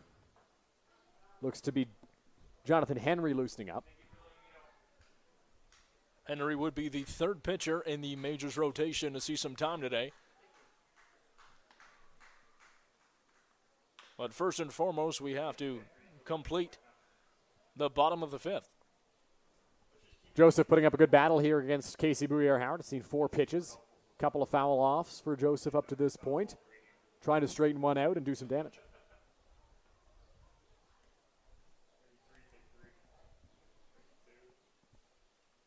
The 1-2 from Howard.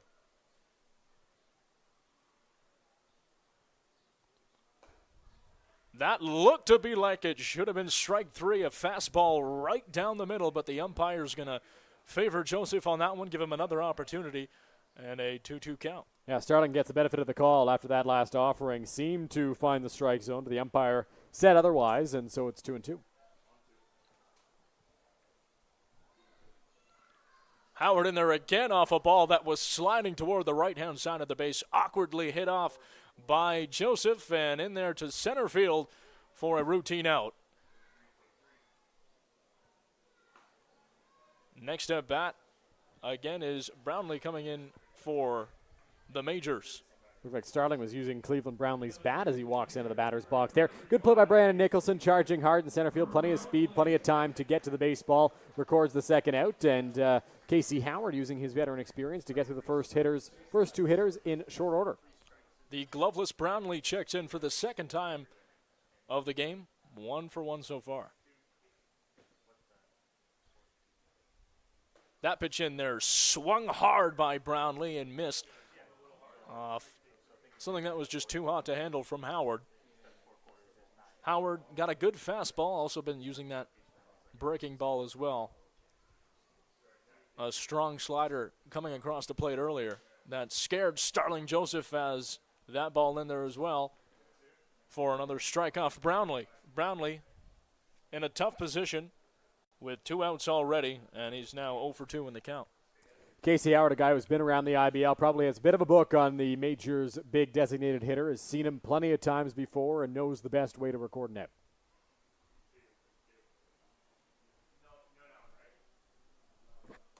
ball is high and nearing the face of Brownlee. Won't be getting any good, and that's going to be ball one and a 1-2 count.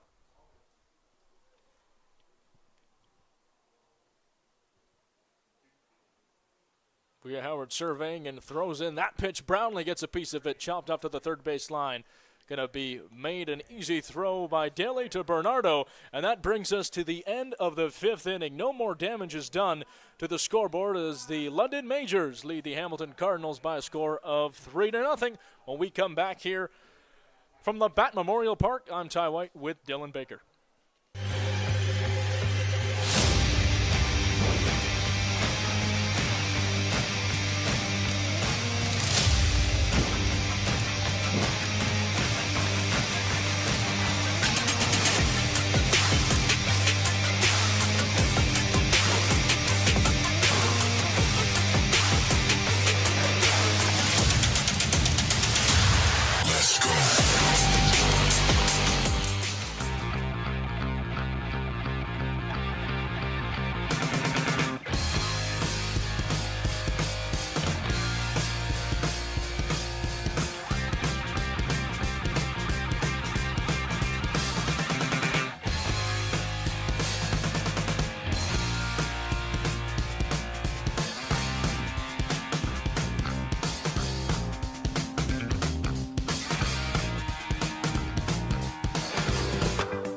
Hello, my name is Jim Nuther with Nuther's The Award Store. Come along with me on a virtual tour to take a look at our amazing products and services that we're able to provide to you to help you with your recreation needs.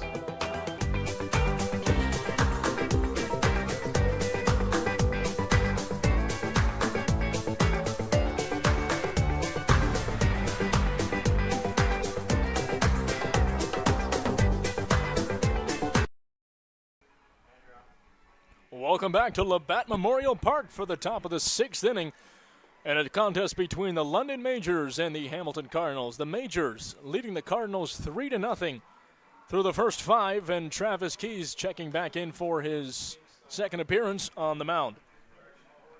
I'm Ty White in here on the Game Day London press box, joined alongside Dylan Baker. And we've seen a strong performance so far from the home team Majors in their inaugural performance at home in front of their fans in the 2024 season. Keys throwing some hot stuff towards the plate in his last outing as Caden Kozar checks in for his next at-bat against Travis Keys. On the 0-0 to start the sixth inning.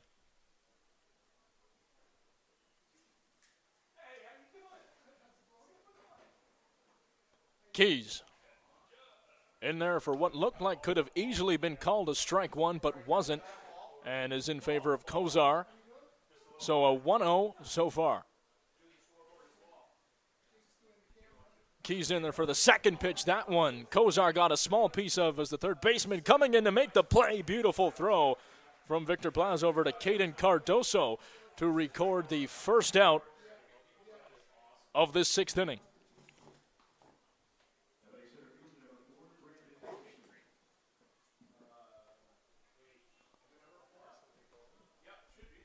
So Keys continuing his immaculate job on the mound so far as Nicholson working on in. 0 for 2 on the day so far.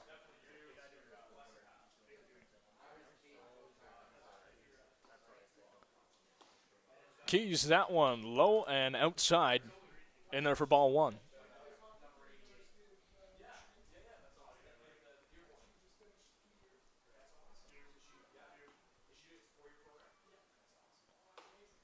That one high and close to the face of Nicholson. Keys a bit all over the mound, all over the plate, I should say, in this second at bat of the sixth inning. 2-0 count. Keys in there. It's going to be 3-0 now in a favorable position for Nicholson. And I'm sure he will get the green light from his dugout to take a hack at this one, Dylan. Yeah, Brandon Nicholson, a talented hitter. He knows what he can hit. He knows what he can't hit. He's not going to go after a pitch that's out of his comfort zone here on 3-0. Might as well turn him loose. He will let that one fly in there for a soft lob, it seemed like.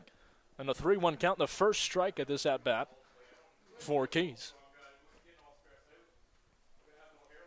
3-1 still in favor of Nicholson. Keys in there, and he will take a swing at it. Nicholson pops that one up, and a routine play for Champ Gardner. Gibson Krasminski out there at second base making that grab on the little pop fly. Travis Keys continuing to do exactly what he needs to do to be successful, keeping batters off balance. We saw the little ground ball that Victor Plaz made a nice play on over at third base. That one a short little flare into shallow right field, and Krasminski makes the play to get the out.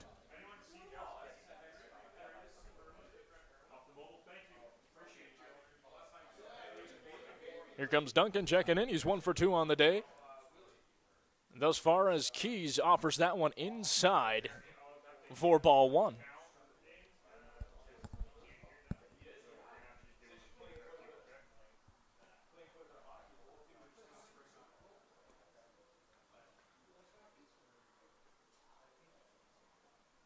Keys in there in a similar position as that first pitch, also a ball. So 2-0 count with 2 outs for the Majors at the top of the 6th inning. Keys did a good job in his first few innings getting ahead of batters. So far here in the 6th inning has not quite been the case. Has not thrown a first pitch strike to either of the 3 guys he's faced in this frame. That ball is swung on by Duncan. He's going to poke that out to left field, and it's going to be left lost in the sun, actually, by Starling Joseph. And safely Duncan reaches first for something that I believe will be an error. Yeah, we'll see the ruling on that call. It's always tough on the balls that are lost in the sun whether they call it an error or a base hit. So Duncan reaches regardless, and I thought Travis Keys got through another quick inning there. It was the weak contact that he had been hoping for, but Starling Joseph bailed out at the last second, just lost sight of it. Not sure if he's got sunglasses on out there or what, but perhaps should maybe wear them the next time he heads out there. Not a common time for the Majors to start a game. 3 o'clock is a little bit different for them, and had a hard time with that pop fly. Still waiting on the official ruling here. We'll get that ruling for you shortly as that ball is belted out. And it is going to be hit off the back fence. Going to have to be thrown in by Drew Lawrence, safely reaching second. And a nice play for the first spark of offense that we've seen from the Cardinals in a little while. That one from Williams. Hamilton finally able to break through against Travis Keys. They had a hard time with him the first time through the order, and right there, Josh Williams smoked one to right field. Drew Lawrence gave chase and then just couldn't get there in time to make a catch, as it allows Duncan to make it all the way around to score, and Hamilton is on the board here.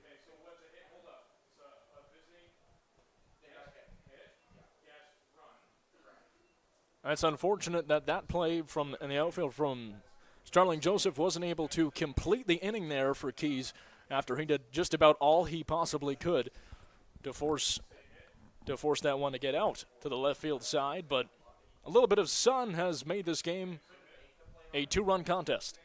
Yeah, much tighter game now. Tying run at the plate, and Dennis DeBanning, who's got some pop, so Keys really has to bear down here and try to end the inning. No one on second after Williams hit that RBI double for Hamilton. Now he'll look to come around and score himself in dangerous position.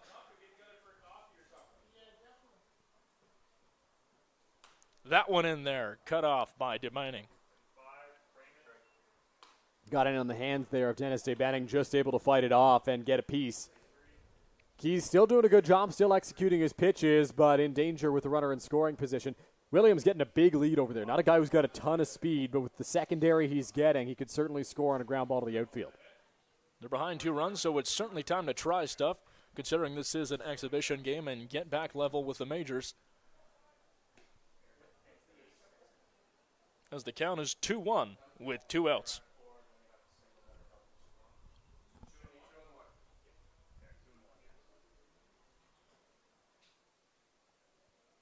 Keys takes a peek back at second. Will end up throwing that one in. A hard fastball coming up and inside.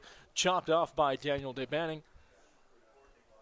Nice play to keep it alive there. DeBanning just gets a piece. Keys trying to make the Cardinals right fielder his 4th strikeout victim in his 2 2/3 innings of work.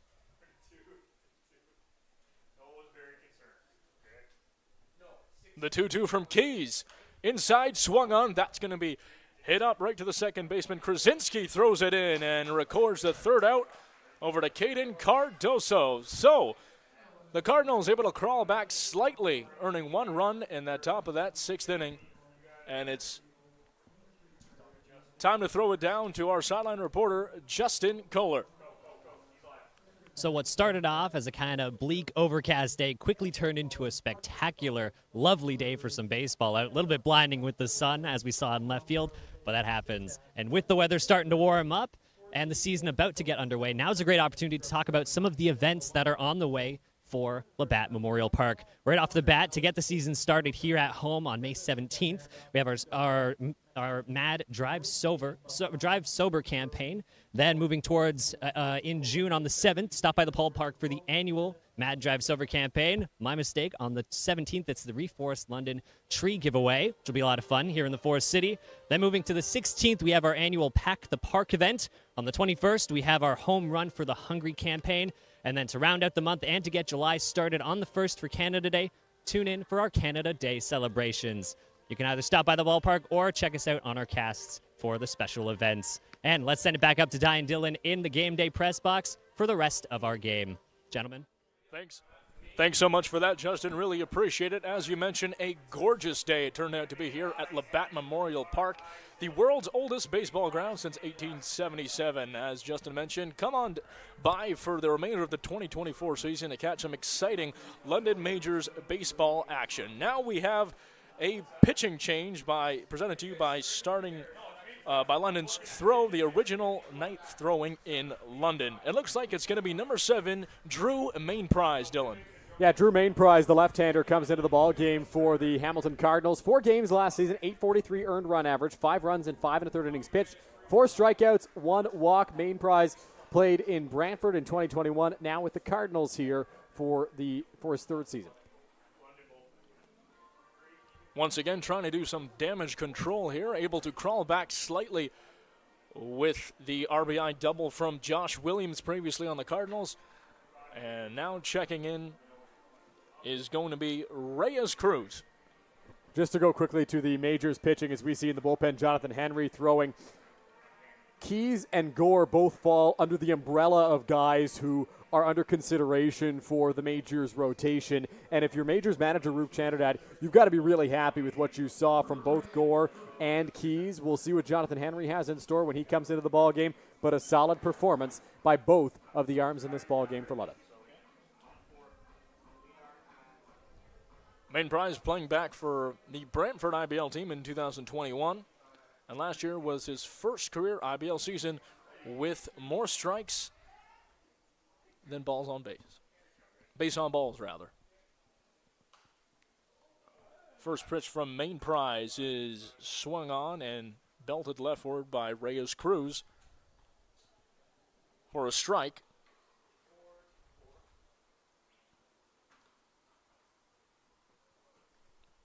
Oh, 1 from Main Prize. Inside, that nice lefty arm coming across the plate. Yeah, tough at bat for a lefty in the batter's box, and Tommy Reyes Cruz is Main Prize kind of with that crossfire delivery. That pitch just missing the outside corner. Main Prize, a native of Ancaster, Ontario, and formerly of the University of Guelph Griffins.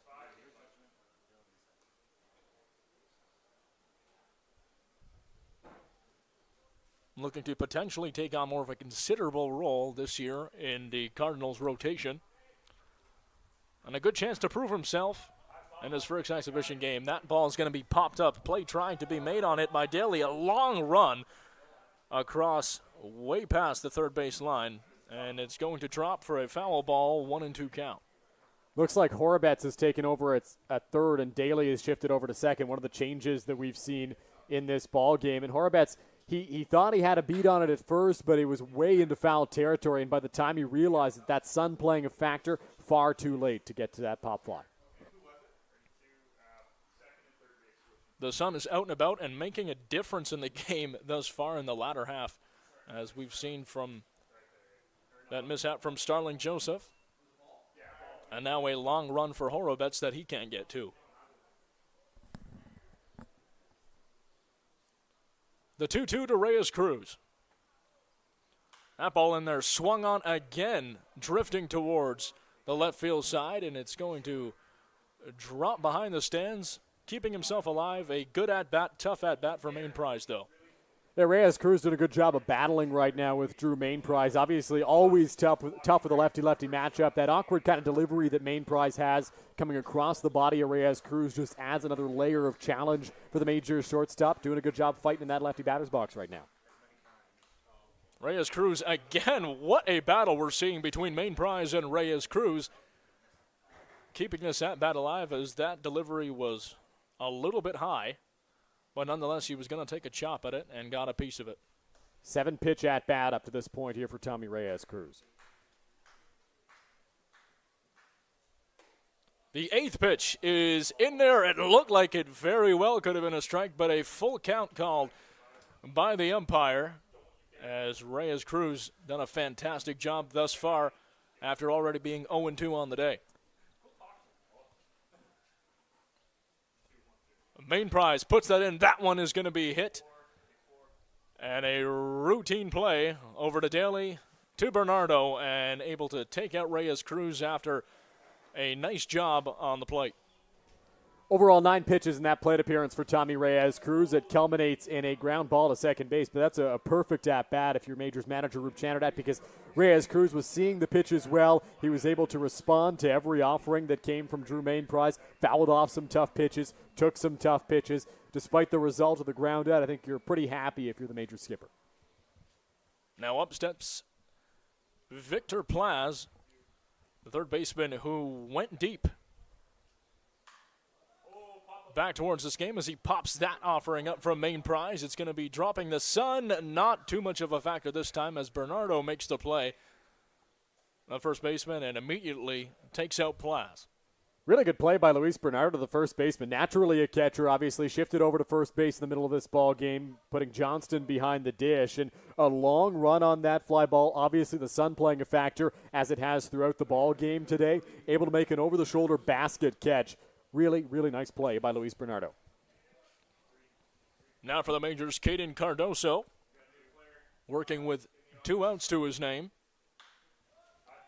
as he's going to pop one up high and into the left field side along the third baseline. That ball was a difficult play and not made in the end by Horobets. And luckily for Cardoso there, that one just kept on drifting. Really long run there for Horobets, the third baseman. And one of the things that was a tell that he never really saw that baseball or had a hard time seeing it was how quickly his glove went up. You want to run to that ball before putting your glove up to make the catch. And Horobets, he was trying to shield his eyes from the sun, which slowed him down just a little bit, was not quite able to get there in the Majors bullpen to haul that one in.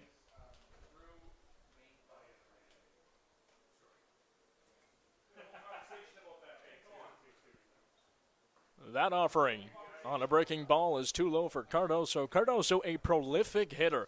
Dylan, a ridiculous .875 slugging percentage, a 1.387 OPS last year, and first in the Pacific Collegiate Athletic Conference. Very successful year for Cardoso last year at Minos State University. That one is going to be awkwardly swung on, and another long run gets the better of Horobets as he falls to his knees and was buckled after Cardoso took a swing at it, almost checked it halfway through, made enough contact that it sent Horobets running. I don't envy Horobets right now, or the left fielders in this game for that matter, because he's having a really hard time with the sun. I don't think he was going to be able to get to that one even if he saw it the whole way, but the sun clearly playing a factor. Belted by Cardoso, back towards inside, and that's going to be in for a home run. Caden Cardoso goes deep at the bottom of the 6th inning to put the Majors back up by a 3-run margin. We talked about the power that Caden Cardoso displayed in college right there. A hardline drive. Weren't sure if it was going to hit the top of the fence or get out. Eventually it gets over the wall and towards the scoreboard. Cardoso putting his strength on full display, sending that one out of here and making it a 4-1 Majors lead. It sent both Nicholson and Dave Banning running outside in that right field area, but dropped nicely behind the marker, and a booming shot from Cardoso gives the Majors their second home run of the game. So how does Main Prize respond from that as Lawrence now up to bat? Pinch hitter, actually, Ty. It is Nate Farrell into the ball game for the Majors. Nate Farrell will check his swing there, and he's going to be called at it from the umpire. So a 1-1 count with 2 outs at the bottom of the 6th inning.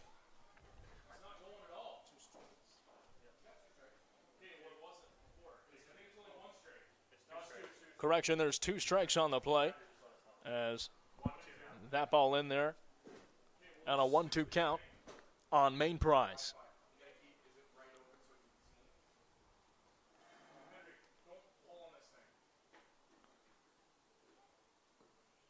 Towards Farrell. Farrell's going to watch it go right past him, and that'll bring us to the end of the 6th inning. So through 6, the London Majors leading the Hamilton Cardinals by a score of 4-1.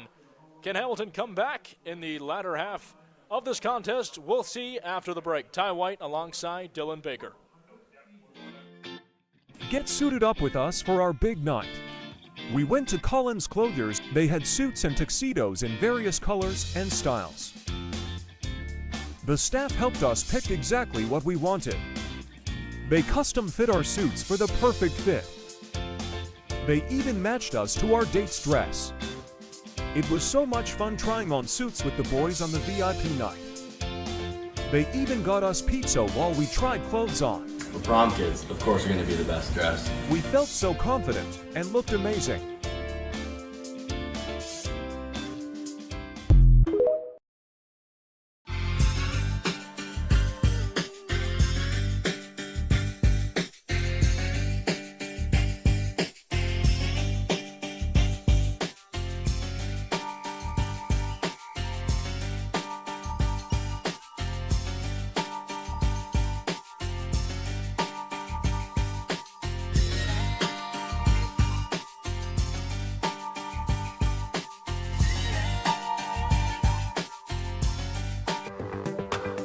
Hello, my name is Jim Nuther with Nuther's Award Store.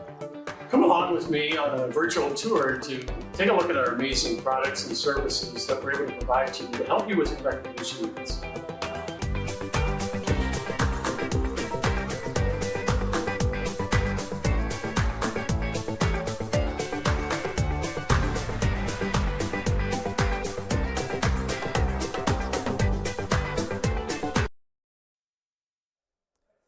Back now at Labatt Park, 7th inning about to get underway between the Majors and the Hamilton Cardinals. 4-1 London, and Jonathan Henry to take the hill, Ty. Yeah, Jonathan Henry of Albany State University. He was 4th in the Southern Intercollegiate Athletic Conference in innings at 81.3 last year. His 9 wins were good for 3rd, and his 3.21 ERA was 2nd. He is a good young arm, and we certainly be a go-to pitcher for the upcoming season. Could be in the rotation or the bullpen as well, but that's currently undecided by staff. He has a very professional approach, but is a quiet guy, and most notably, Dylan, he's coming off some major arm problems. Last year was his first year back, so he's hoping to settle in, throwing around the 85 to 88 mile per hour area. First pitch to Luis Bernardo, misses off the plate. Thank you, Ty, for the information on Henry. He pitched in 5 games last year with Regina in the West Coast Baseball League. 10 earned runs in 3 innings. Perhaps came back a little quickly after the arm injury, trying to bounce back this season with the Majors, as that one's in there for strike 1. 1 ball, 1 strike, the count to Luis Bernardo. Henry readies on the rubber and delivers. Breaking ball, up high, 2-1. Henry just early offerings here, trying to get these balls under control. As we've seen, the common theme amongst the pitchers coming in for the first time, trying to get the ball down as he did there, but that one was belted, Dylan. Bernardo drives that one to left center field. Starling Joseph shielding his eyes, and just in front of the warning track, he is able to make the catch for the first out. So Joseph doesn't let the sun get the better of him for the second time in this contest, as he certainly had to shield his eyes back there, Dylan. But a nice play in what in normal circumstances would have been a routine play. So that'll bring up Brandon Daly. Daly 0 for 2 on the afternoon. First pitch from Henry, breaking ball in there for strike one. Henry trying to find the zone a little bit more than he did in his 5 appearances last year in Regina. 10 walks in 3 innings. That pitch is off the plate outside, 1-1. Some frustration there from Henry. He's going to want that back. Didn't want to put it that far outside of the strike zone. 1-1 pitch on its way. Breaking ball.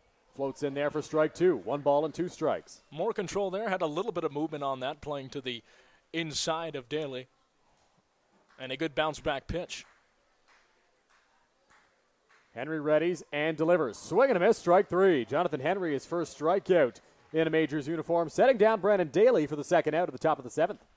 Changing the speed even faster on that offering, Henry, and that was just too much of a laser for Daly to deal with. And a perfect pitch to get that strikeout. So 2 gone. Andrew Johnson will step into the batter's box here for the Hamilton Cardinals. Johnson started the ball game over at first base, shifted over behind the plate, taking over for Luis Bernardo in about the 4th inning or so. Henry readies out there on the rubber and delivers. In the air, straightaway right field. Nate Farrell trying to shade his eyes, makes the catch, and the side is retired. So a successful first inning for Jonathan Henry. 9 pitches, all it takes to set down the Cardinals in order. A booming hit off the bat from Johnson can be heard all throughout the ballpark there, Dylan. And our first action in the outfield from Nate Farrell is 100% off a fairly easy fly ball out to his right field side. Through his first inning, Jonathan Henry proving strong so far and showing why he was one of the better pitchers in the SIAC Baseball League. He's been phenomenal so far, but for the most part, only giving up 1 run. So has the majority of the Majors pitching. Yeah, Roop Chanadad, the Majors manager, wasn't really too sure who would slot into the 3-4 spots of the rotation because you've got Jose Arias and Victor Payano who will be your 1-2 or 1A, 1B, depending on how you want to look at it. But those 3-4 spots wide open, and today has proven that they've got lots of options. New arm coming in here for the Hamilton Cardinals. We'll get you who that is momentarily. Appears to be Nick Davies taking over in this ball game for Hamilton, another left-hander on the rubber.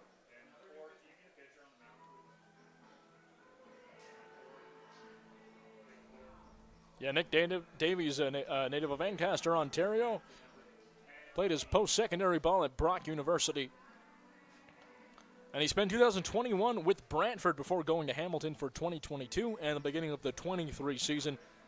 He went to Brantford mid-season in 2023. In career 27 games, he's 2-5 record and 9.16 ERA in 37 innings pitched. And Nick Davies has been around the league a couple of years. He's spent all of his time with 2 franchises, bouncing back and forth between Brantford and Hamilton. We'll see what the lefty can do here against the Majors. We'll see if there are some changes in the lineup. Looks like Brad Verhoeven is in the on-deck circle. He's seen some action behind the plate, has not had an at-bat yet.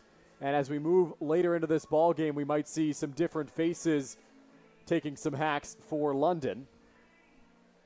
Skylar Janice standing around in the Majors bullpen as well.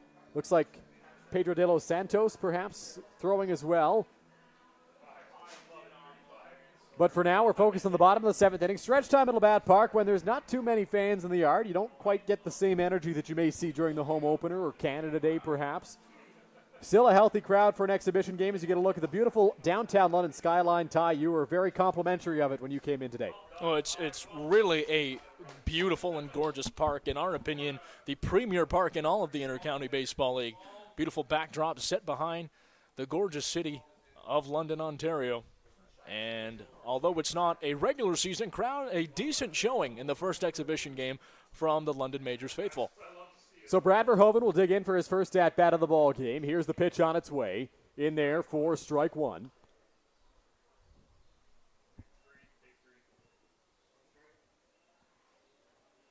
Reminder, the Majors are back in action tomorrow against the Brantford Red Sox, weather permitting. Verhoeven slaps that one to left field. Moving back on it, Kozak, and it gets over his head. Verhoeven around first. He'll dig towards second, and he is in there with what is temporarily ruled a double.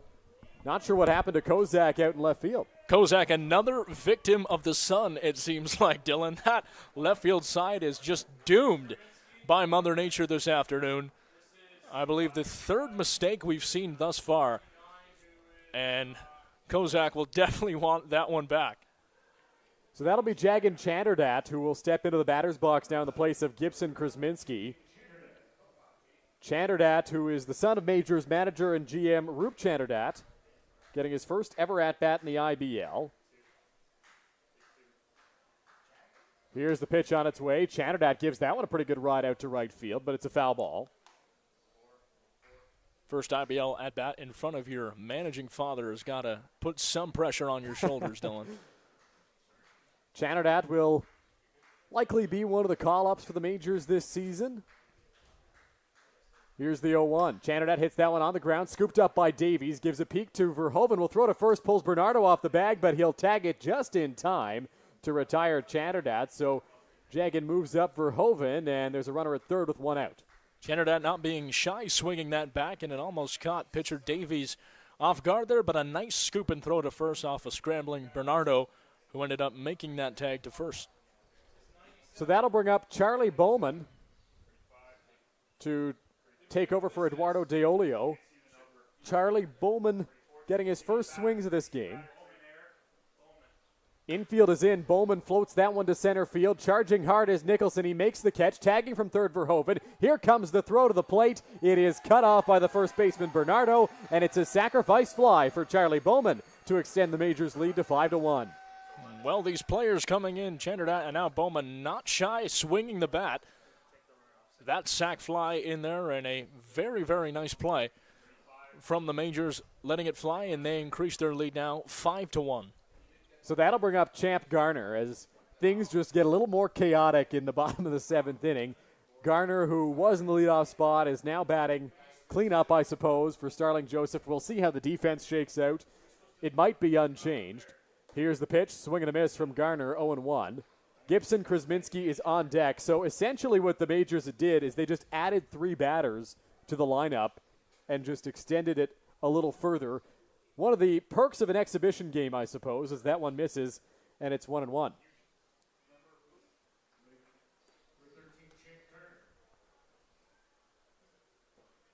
Yeah, Roop Chanderdat using his roster to the fullest extent, as you insinuated, Dylan. Really using all sorts of different players that could potentially see time this year, making the most of it, and the scoreboard certainly agrees with them.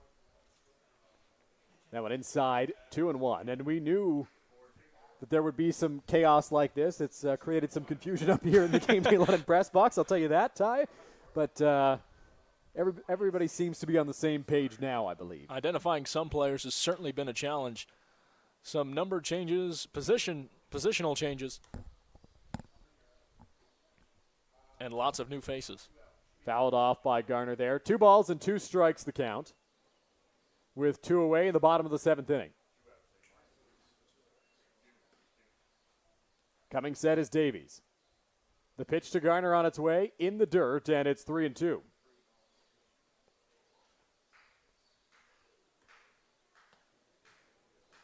So full count here to Champ Garner. 0 for 3, looking for his first hit of this exhibition contest.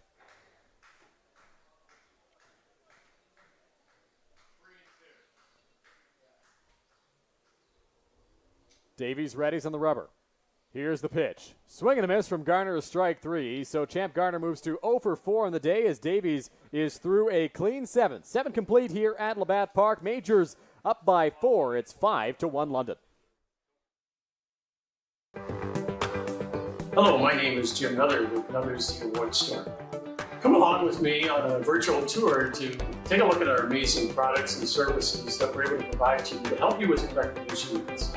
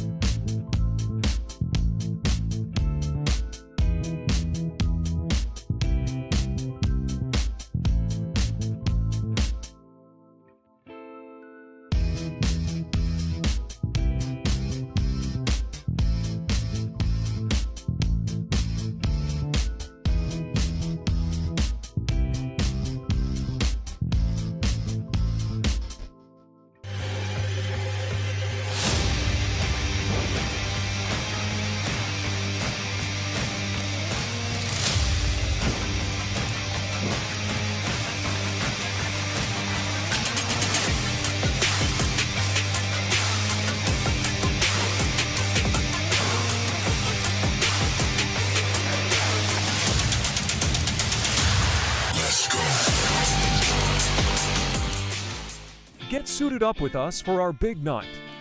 We went to Collins Clothiers. They had suits and tuxedos in various colors and styles. The staff helped us pick exactly what we wanted. They custom fit our suits for the perfect fit. They even matched us to our date's dress. It was so much fun trying on suits with the boys on the VIP night. They even got us pizza while we tried clothes on. For prom kids, of course, are going to be the best dressed. We felt so confident and looked amazing.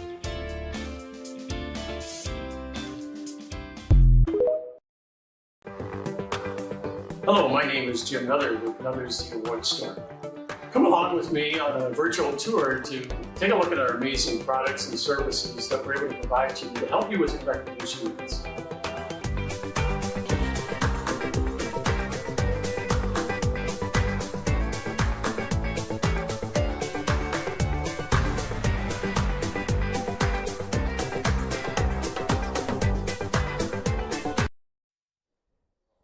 Back now at Labatt Park, Pedro de los Santos taking over for the London Majors. He will face Aiden Muir. Here's the first pitch. Up and away, ball one. De los Santos, originally from the Dominican capital of Santo Domingo, in the IBL since 2017 when he played for the Toronto Maple Leafs, and has been a member of the London Majors organization since 2021. De los Santos, bit of a down year last year. 9 games, 4 starts, a 9.62 ERA. Trying to bounce back here for London. Into the windup he goes. Here comes the 2-0. Swing and a miss. 2-1. Important to note, though, from De los Santos in the playoffs in 2023, although he did record a loss, he had a 2.07 ERA, which certainly respectable coming off a bit of a shaky regular season. Had an impressive 219 mark in 2021 as that one gets fouled off. It is 2 balls and 2 strikes. De los Santos actually named the pitcher of the year, I believe, in 2021. For the London Majors with his 219 earned run average across 65 and 2/3 innings pitched. Another guy who doesn't have a ton of velocity, but he has a lot of pitches that he can go to. 2-2 pitch. Floated in the air by Muir. Reyes Cruz broke back. Now enough to break in. It'll bounce on the infield dirt. A strange play there. Don't think Reyes Cruz saw it, and the result is an infield hit. No, it's just an awkward positioning there for Reyes Cruz off a hit that caught a strange area of the bat. As we could see, though, that was full credit to De los Santos. A technical pitcher, as you were mentioning, Dylan, and that one was a breaking ball.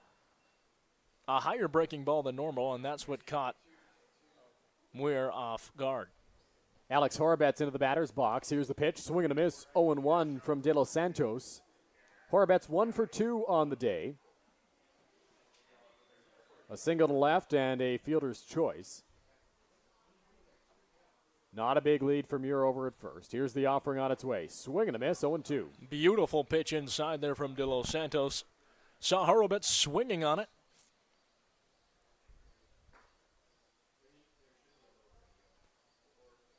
De los Santos readies. Peeks over at Muir. Here's the pitch. Swing and a miss, strike 3. Pedro de los Santos makes quick work of Alex Horabats, a 3-pitch strikeout, and there's one gone. A strong first showing from the dual Canadian citizen there.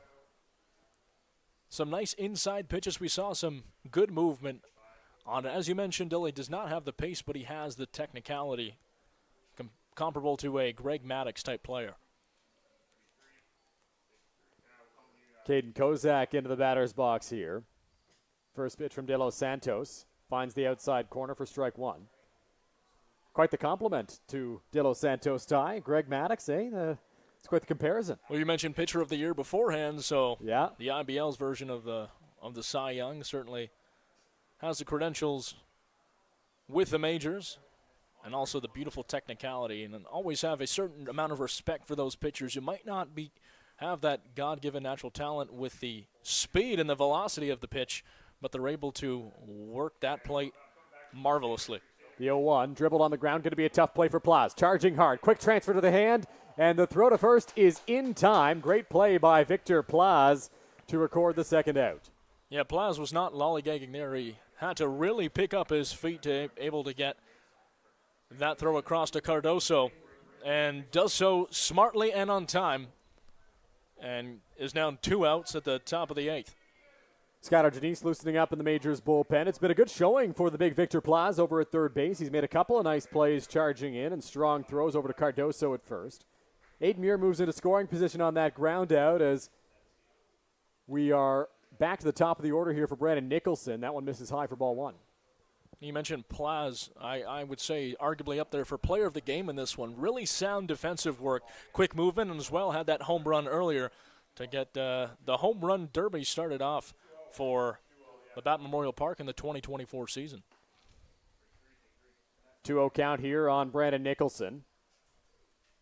De Los Santos looks in for the sign and comes set. Chanderdat holding on the runner at second. Here's the offering on its way. Inside corner, 2-1.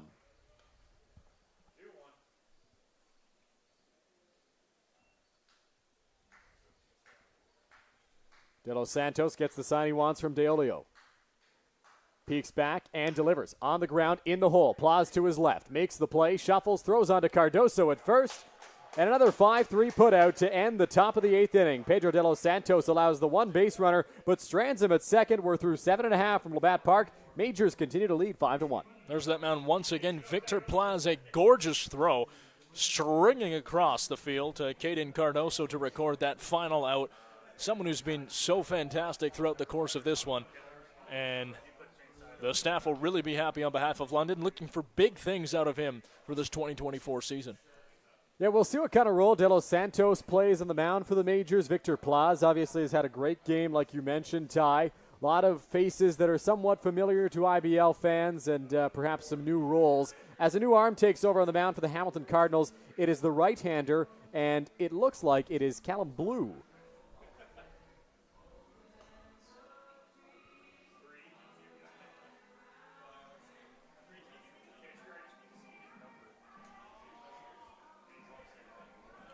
Callum Blue of Oakville, Ontario, and played his post-secondary at Humber College, a strong two-way player.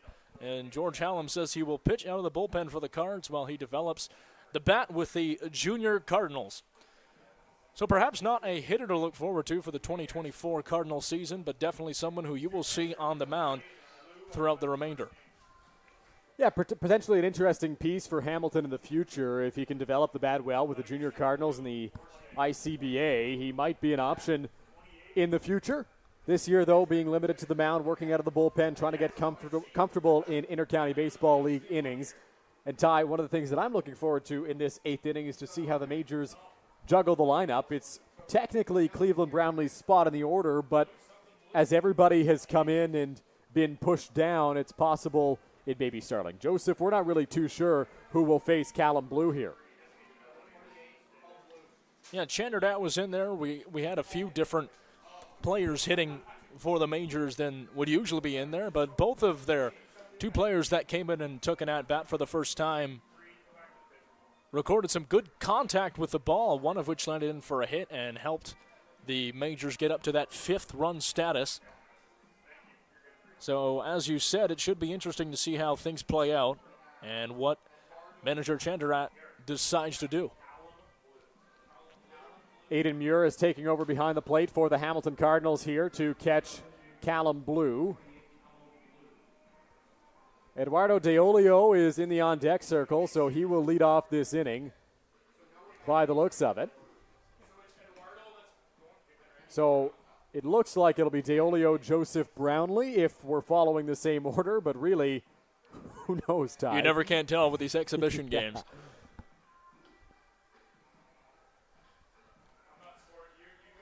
So Blue, the right-hander, will come into the ballgame. We've seen a steady dose from both sides for the Hamilton Cardinals in this game. The starter, Lawson, was throwing from the right side. Corbin Peters was a right-hander. Colby Ring, a lefty. Booyer Howard, a righty. Main Prize and Davies, both lefties. So it's been pretty balanced. The Majors have been able to see arms from both sides. Eduardo DeOlio steps into the batter's box looking for his first hit of this game. 0 for 3, despite the Majors having 5 runs on the scoreboard.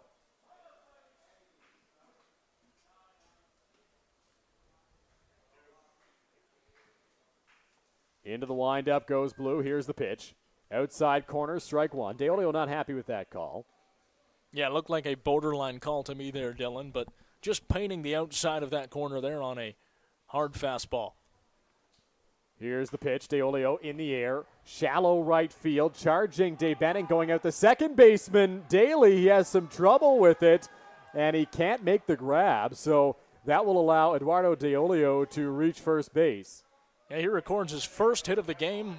First time reaching base in this game, Dylan, and he'll take it any way he can get it. In that instance, it was another strange toss-up towards that right field side where a bunch of players were collaterering into each other, and it could have gotten ugly there and was not a routine play whatsoever for Daly, who ends up making the error on that one. It's been ruled a hit on that pop fly to shallow right field, so Daly not getting slapped with the error there. DeOlio over at first base, and Starling Joseph digs into the batter's box. Joseph 2 for 3 on the day for the Majors. A couple of singles. Blue looks in for the sign and comes set out there on the rubber. Here's the pitch. Up high for ball 1. Yeah, Joseph was comfortable there, saw that one the whole way through, and a high fastball to get his at-bat started. Interesting from Blue. On that last offering, he never really came set. He kept that front leg moving just a little bit. That was one of the things that Major League Baseball sought to get rid of last year with the pace of play changes. This time, a brief pause as that one is delivered on the outside corner for strike 1. Yeah, much more under control on that second pitch there from Blue. Nice and inside, but once again, Joseph stares it off. Let's see if he'll take a hack at it third time around. Blue shakes off Muir once. Peeks over at DeOlio and comes set. Quick throw over. DeOlio caught him off guard. He's not used to throws over at first base when he's standing there. Certainly wasn't expecting that, as you could see the happy feet he got at the end, just making his way over there, but safe in the end. 1 ball, 1 strike. Nobody out. Runner at first. Here's the pitch. That ball is low. 2-1. And still no swings from Starling Joseph throughout this at-bat.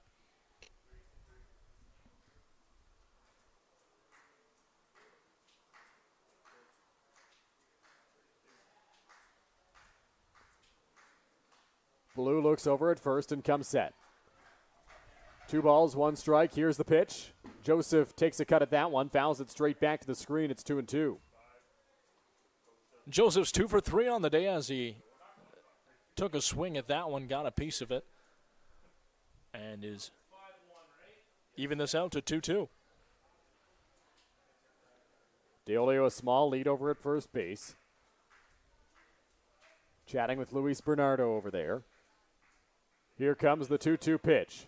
Joseph fouls that one off the helmet of the catcher, Aiden Muir, so the home plate umpire will give him a chance to regroup after that swing. Definitely woke Muir up there.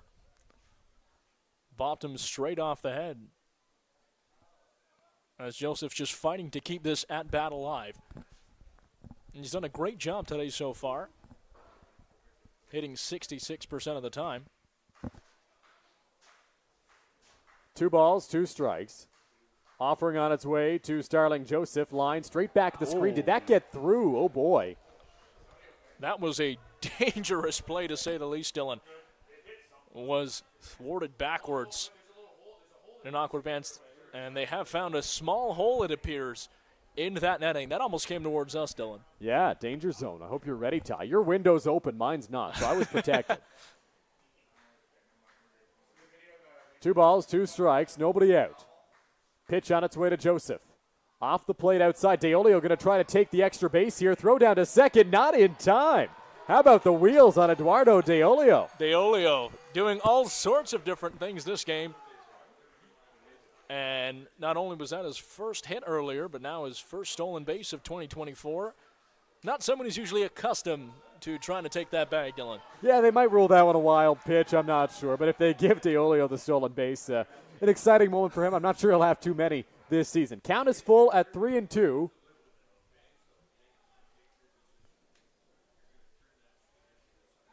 Callum Blue looking in for the sign. Joseph putting up quite the battle here.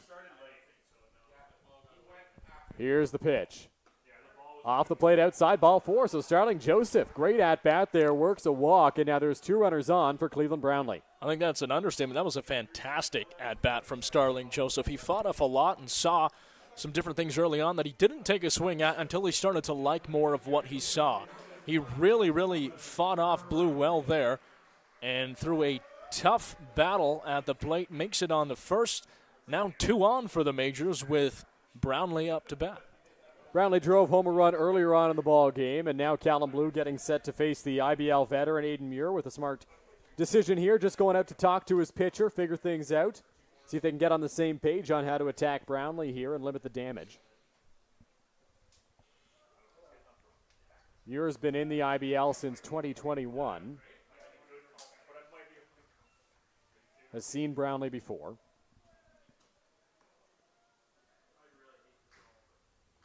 Deolio in scoring position at second base, starting Joseph over at first. Here's the pitch. Inside, ball 1.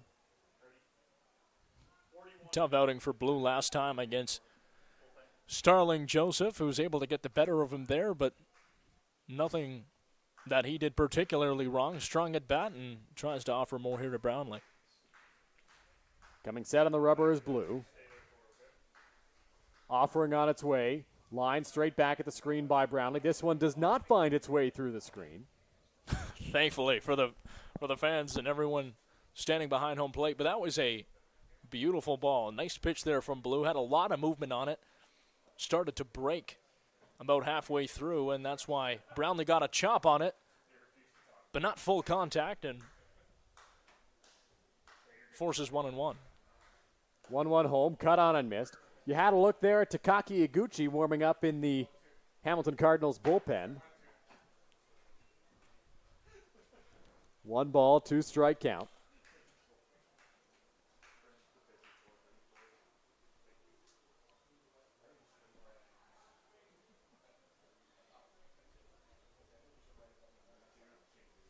Pitch on its way to Brownlee. Chopped on the ground towards third. It will drift foul. So we'll do it again on the 1 ball, 2 strike count. Deolio and Joseph will both retreat back to their previous bases. Brownlee got a small slice of that one, similar to how he recorded his first hit of the game back many innings ago, that eventually poked out past the third baseman, but wasn't able to get enough contact on that past one. 1 ball, 2 strike count. Nobody out. Runner in scoring position here for Cleveland Brownlee. Pitch on its way. Fouled straight back at the screen by Cleveland. Another guy putting up a good battle against Callum Blue. Yeah, Cleveland. Brownlee looks like he's definitely going to want that one back. His hand just slid on the end of the bat. On that previous play, as you can see him trying to get a better grip of it now. But he feels like he could have recorded a hit there, and I'm sure he might have, as there's 2 dangerous players on base for London. That pitch will miss to Brownlee. It's 2 balls and 2 strikes. Brownlee has seen quite a few offerings in this at-bat, up to 6 pitches. Joseph saw even more than that in his plate appearance. My quick math tells me it was an 8-pitch plate appearance for Joseph before he worked the walk. Blue peeks back at Deolio and delivers the 2-2 offering. Swing and a miss by Brownlee, strike 3. Good fastball there from Callum Blue to get the first out. Yeah, Blue just gets the better of Brownlee there. All around, too hot to handle on that pitch. A little bit inside, which offered some different showings to Brownlee as he walks off now, and Cardoso steps up. Tommy Reyes-Cruz will step into the batter's box here for the Majors in the spot of Caden Cardoso, but because everybody got pushed back 3 batters, it's Reyes-Cruz into the batter's box. Blue readies on the rubber, peeks back at second base and delivers the offering. Breaking ball, floats in there for strike 1. The ball flower is not happy with that call from the umpire.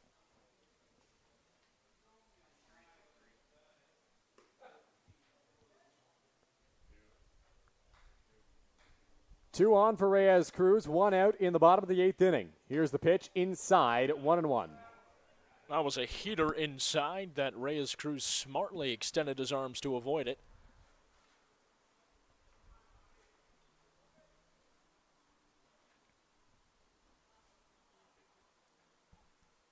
Coming set on the rubber is Blue. Here's the pitch. That one misses high, and it's 2-1. Much different approach here for Reyes-Cruz being a lefty batter. from the stuff that he's getting from Blue. Blue trying to work the entirety of the plate, but hasn't got it quite under control yet, Dylan. 20 pitches so far in this bottom of the 8th inning. Here comes the 2-1 pitch. Breaking ball, Reyes Cruz lays off. It is 3 balls and 1 strike here. More under control there from Blue. He was hoping to get a swing, but it was just a little bit too low, and ultimately in the end a good eye from Reyes Cruz. As the ball fours rain down, Dylan.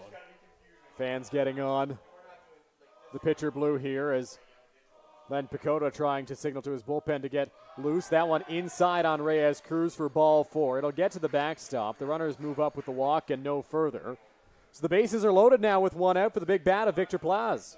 Yeah, Plaz has an opportunity to do something very special here, already having a home run in this one. 1 for 3 on the day with that homer. As we mentioned, he had a fantastic defensive game so far, and he can only add on to of a more dominant performance with a decent at-bat is all he needs. So 22 pitches so far for Callum Blue, and Len Pacoda has gone out to the mound here for the Hamilton Cardinals to talk things over with his right-hander. Signal to the bullpen to get loose in a hurry.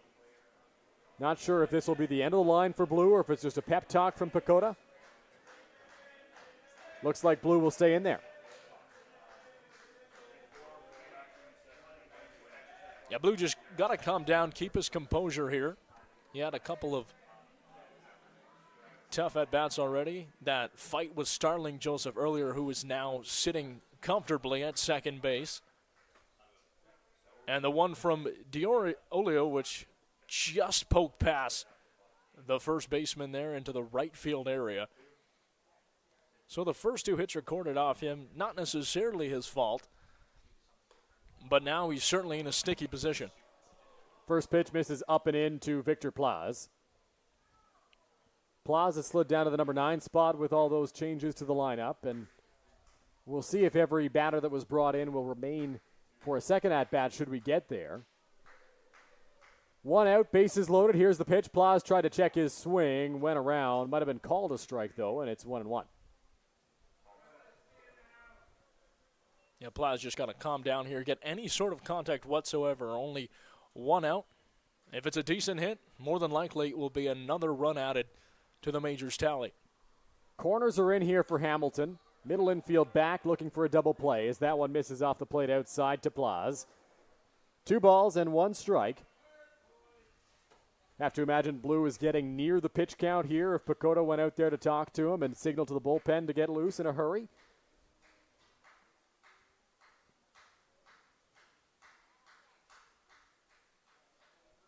Swing and a miss by Plaz. Got in on the hands and came up empty, 2-2. Nice pitch from Blue. Got the better of Plaz there as he was swinging for the fences on that one. A really hard cut from him. Bases loaded. 1 out, 2 balls and 2 strikes on Victor Plaz. Went deep earlier in the ball game. Callum Blue into the windup. Here's the pitch on its way. Called strike 3. Blue freezes Plaz in the outside corner. And there's 2 gone. Tough one for Plaz. He was buckled slightly there. Was thinking about taking a hack at it, but does it in the end. And a nice strikeout from Blue, able to crawl back from a tough position. And he still has 1 more to go, Dylan. 2 out, Caden Cardoso at the plate. Cardoso hit the second of 2 home runs for the Majors in this ball game. A liner out to right center field. Interesting position for Blue, taking on back-to-back home run hitters in this game. And he's going to have to be very strong to end out this inning without any further damage to the scoreboard. That one missed low. Muir had a knee saver knocked off. 1-0 the count, 2 out, bases loaded. Callum Blue, the young right-hander, trying to get out of this jam.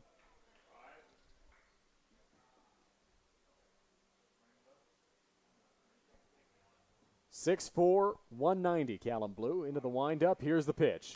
Hit on the ground, right back to the pitcher. Blue scoops it up, takes his time, will jog it over and flip it to Bernardo at first to retire the side. Callum Blue got into some trouble, but after a pep talk from his manager, able to wiggle on out of it. It's still 5-1 after 8. We head to the top of the 9th on Majors TV.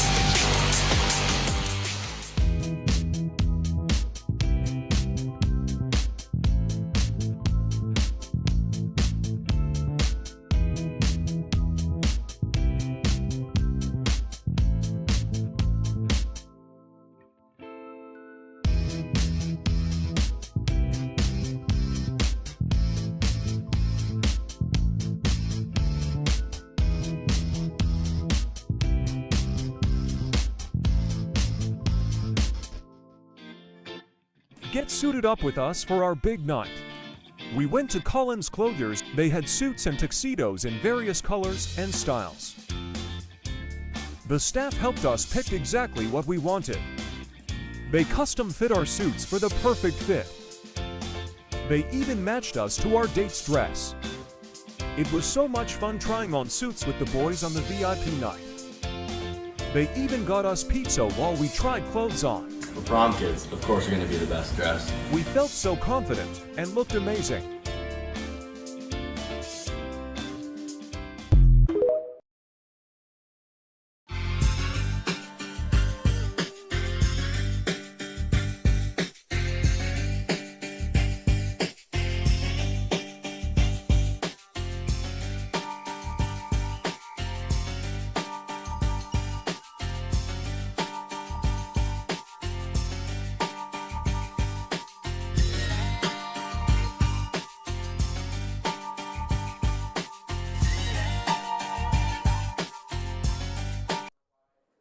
Back now for the ninth inning. Skylar Janice will take over for the London Majors on the mound to close this one out. Tyler Duncan into the batter's box. First pitch from Janice will miss for ball one. Back in 2011, Janice was the 38th round pick, 1,049th overall by the New York Yankees out of high school. A great leader, a good teammate, very positive guy. And a local guy from Maidstone, Ontario. They need him to become a good one-inning guy in this 2024 season. Kind of a get your 3 outs and get out of there. 2-0 pitch. Duncan skies that one down the left field line. Foul, and it is 2-1. Another player who played college ball in the States down at Oklahoma City University. 2 balls, 1 strike to Duncan here. Janice ready's out there on the mound. Pitch on its way, fouled straight back. We just got confirmation that the Majors will hit in the bottom of the ninth inning, whether they're leading or not, because it's an exhibition game. They want to maximize the at-bats, so get ready to fill up those scorecards even more if you're scoring at home. If today's your first game scoring, you picked the wrong one to do it. There's been a lot of lineup changes. Here's the pitch from Janice. It is in the dirt, blocked by Brad Verhoeven, who's taken over back there. Charlie Bowman is now in left field. Starling Joseph is sitting this inning out. Everything else defensively appears to be the same. Chanted at second, Farrell out and right. And we're going to take it batter by batter in the bottom of the ninth inning with all the changes that are forthcoming. Janice Reddy's out there on the rubber. Here's the pitch on its way. It is in the dirt for ball 4 to Tyler Duncan. And the Hamilton Cardinals have a leadoff base runner. Yeah, Duncan 2 for 3 already on the day, and a solid at-bat there. Was looking at that one and saw it go low and makes his way over to that first base bag.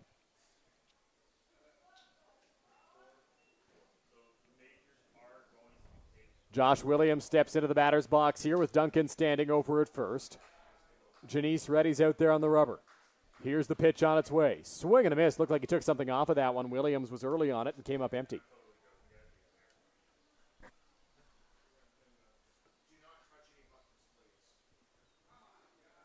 Duncan at first. Nobody out. Outfield shading Williams to pull here.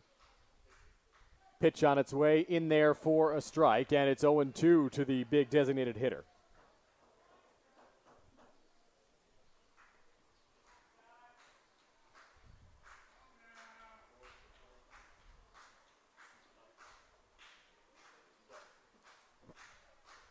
Janice comes set on the rubber. Duncan takes his lead. Here's the pitch to Williams. Swing and a miss. Strike 3. Josh Williams down on strikes, and there's 1 out in the top of the ninth inning.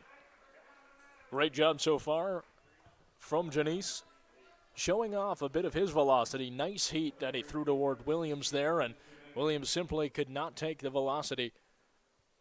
And a good strikeout to get this ninth inning started. So 1 out with a runner on, and that'll bring up Dennis DeBenning, 1 for 3 in the ball game.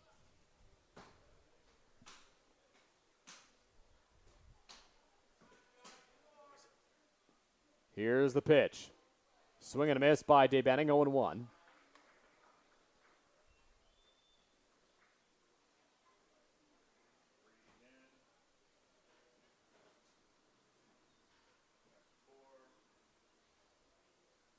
Janice still with some good velocity as he gets older and more mature out there on the mound.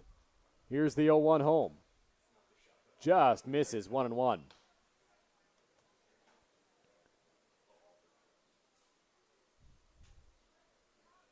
11 pitches thrown so far for Janice. The runner over at first base, Tyler Duncan. Skylar Janice on the mound. And Dennis Debenning in the box. He swings through that one, and it is 1-2. Just makes Debenning look a little bit silly on that one. That was a fantastic pitch low. A little bit off speed from some of the previous pitches. And that's what got Debenning swinging. 2 balls, 2 strikes. Janice looking to put away Dennis Debenning here. And Janice will step off the rubber and reset.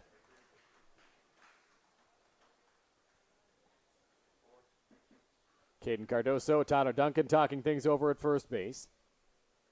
Janice readies on the rubber.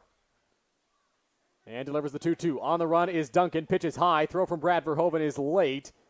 Tyler Duncan has stolen a base and put himself into scoring position. Just so much power coming off the arm of Janice there that each and every throw really takes him far off the bag in a big step. And that's not a mistake. That's just his pitching style. And he is belting balls in there. Debenning ready in the batter's box. And he's trying to put him away here on 3-2. Offering on its way. Checked his swing. Strike 3. A strikeout for Skylar Janice, and there's 2 gone now in the top of the 9th inning.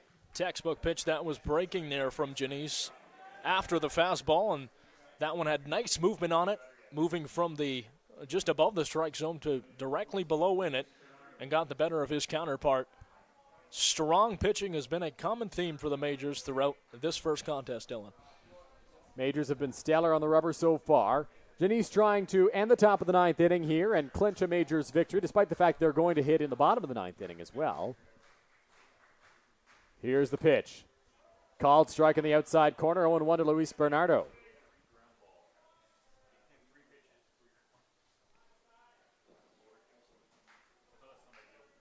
Bernardo 1 hit in 3 at-bats on the day. Janice sets, peeks back at Duncan at second. Healthy lead, nobody holding him on. Offering on its way, outside corner, called strike 2. This is a 9th inning strike zone if I've ever seen one here, Ty. Seems to be widening a little bit as the game progresses. Definitely getting bigger, and Bernardo looked back a little bit disgusted at the umpire there. No balls, 2 strikes. Pitch on its way. Bernardo tried to check his swing. Did he go? No, he did not, says the first base umpire. It is 1-2. I'm almost surprised they didn't expand that strike zone even a little more there, Dylan, just to bring this one to a close. As it seems to be a little bit too much and out of the reach of the Cardinals' wings. Janice looks in for the sign. Shakes off Verhoeven, now gets the one he wants and comes set. Pitch on its way. In the air, center field. Champ Garner tracking it. He is camped under it, makes the catch, and the side is retired, clinching a Majors victory as Verhoeven and Janice hug.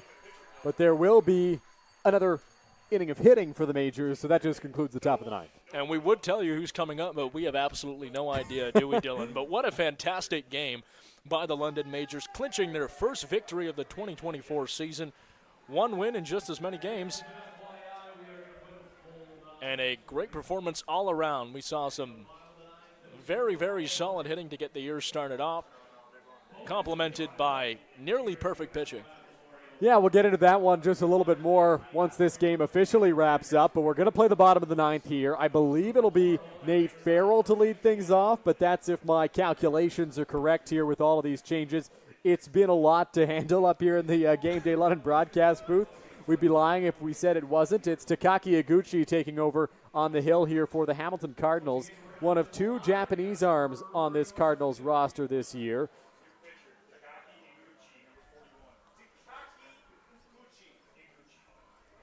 Iguchi from Fukuoka Prefecture in Japan. He attended Kansai International University, standing at 6 feet tall, 205 pounds. And in 2023 with Mayasugi Sunshines, he had a 3.6 ERA in 64 innings pitched with 50 strike. Iguchi looking to end this ball game on a high note for the Hamilton Cardinals. He's got a bit of a unique look to him because that last pitch was an overhand offering. The previous one was a bit sidearm. So we'll see what Iguchi features. It's his first time in the Intercounty Baseball League, so we don't really know what to expect from the Cardinals right-hander. And Ty, it looks like I am correct here in that Nate Farrell will lead off this inning. Thank goodness we got something right, Dylan, getting towards the end of this one. But, yeah, as you mentioned, Iguchi, certainly a unique pitching style, not something you see very often all across baseball for that matter. Changing up his delivery considerably depending on the style of pitch. More of a rarity, especially in the Intercounty Baseball League. Umpires discussing things as we near the end of this game. Iguchi warming up out there for Hamilton. Just threw that one to the backstop. Taking his time to get loose on the rubber. So if I remember correctly, it should be Farrell, Verhoeven, Chanderdat, I believe, and then Charlie Bowman after that. If the Majors get a base runner, but that could be way off. And Bowman and Chanderdat, obviously, we mentioned, Dylan, they had two good at-bats, back-to-back at-bats after coming in for the first time in the game, where Bowman actually recording the RBI and the counting for the 5th run for the Majors today. Chanderdat also had a good at-bat, swinging at almost everything that came towards him, but if you recall, Blue made a nice play on the mound and caught a bouncing ball that got to first. But because it's an exhibition game, that pressure is lifted off of the players, and so we see a bit more comfortability going forward, especially from the younger, less experienced players. Absolutely, Ty. Takaki Iguchi will face Nate Farrell here, his first batter of this ball game. Iguchi sets out there on the rubber and delivers. Farrell fights that one off. It's 0-1.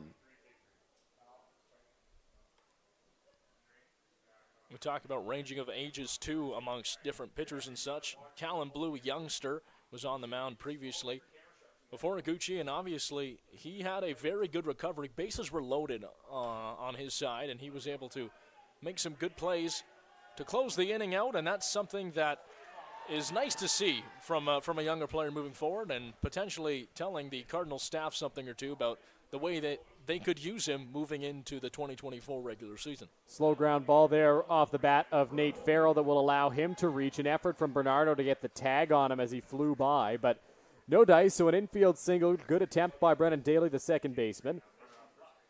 So that'll bring up Brad Verhoeven to face Takaki Iguchi. Jagan Chanderdat is, in fact, on deck, so it looks like we're sorted out up here and we know what's coming. Iguchi working from the stretch. Pitch on its way. Missing for ball one. So to Nate Farrell, he was going sidearm, and now to Brad Verhoeven, he's coming over the top. So an interesting look from Iguchi.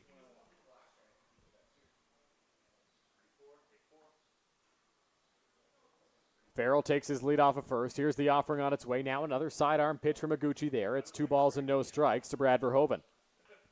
Iguchi hasn't quite gotten that sidearm completely under control yet. Needs to get it a little bit more inside, but dangerous positioning with a left-handed batter now.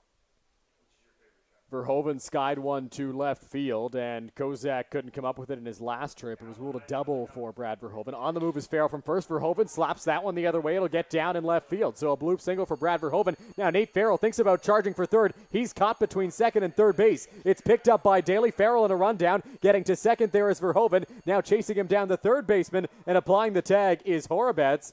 So Farrell, a little bit of hesitation, decided to go to third, got caught in a rundown, and gets thrown out on the base pass. Yeah, nice play by Horowitz there just to fake out Farrell.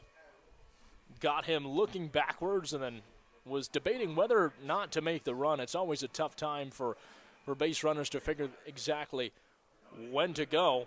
And Farrell couldn't do it there. Nice play by Horowitz. And that's the second out of the ninth inning. The first out of the ninth inning. Brad Verhoeven now standing at second base for the second time today as Jagan Chanderdat steps into the batter's box. Swing and a miss by Chanderdat, 0-1. Similar to his last at-bat, Dylan, he is just swinging away.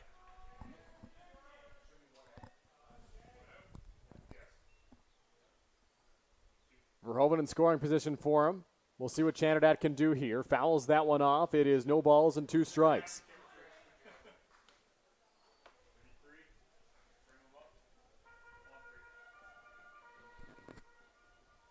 Majors fans hoping for another push here, perhaps some more runs in the bottom of the ninth inning. Iguchi delivers. Off the plate outside, 1-2. You can see again with that sidearm just a little bit outside, depending on the positioning of the batter. Hasn't gotten fully under control yet, and not much time to do so, obviously, just in this last inning here. But something that Iguchi will need to improve on moving into the regular season, as we see a nice breaking ball from him, Dylan. Breaking ball freezes Jagan Chanderdat there for strike 3. Chanderdat goes down looking, and there's 2 gone in the bottom of the ninth inning. As Charlie Bowman will step in as the last chance for the Majors, though I suppose they've already won the game, so I don't know. Potentially the last batter, we'll call him. As you mentioned before, he recorded that RBI for the Majors in their 5th run. And just like Chanderdat, just trying to swing the bat here and make the most out of his reps in the closing stages of this first exhibition game. 1-0 the count here to Bowman. Ready in the lefty batter's box as Iguchi peeks back at second and delivers. Off the plate outside, 2-0.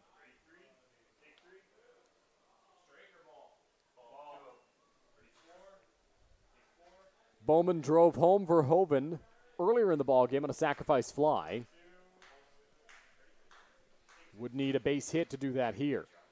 On the ground towards third. This could end the ball game. Horowitz scoops it up, throws to first in the dirt. Bernardo the pick, and it's in time to get Charlie Bowman to wrap this one up. A good play by Alex Horowitz, the third baseman, and on the other end by Luis Bernardo at first to end this ball game. The Majors take it by a score of 5-1, Ty. Yeah, that was a nice play to end it off a meaningless bottom half of that inning there, but Horowitz Bernardo combining for a beautiful play, beat out the fast runner of Bowman, and what a win for the Majors in their first game of the 2024 season. We'll take a quick break and come back with final thoughts here from Labatt Park. You are watching the wrap of the Majors and Cardinals on Majors TV.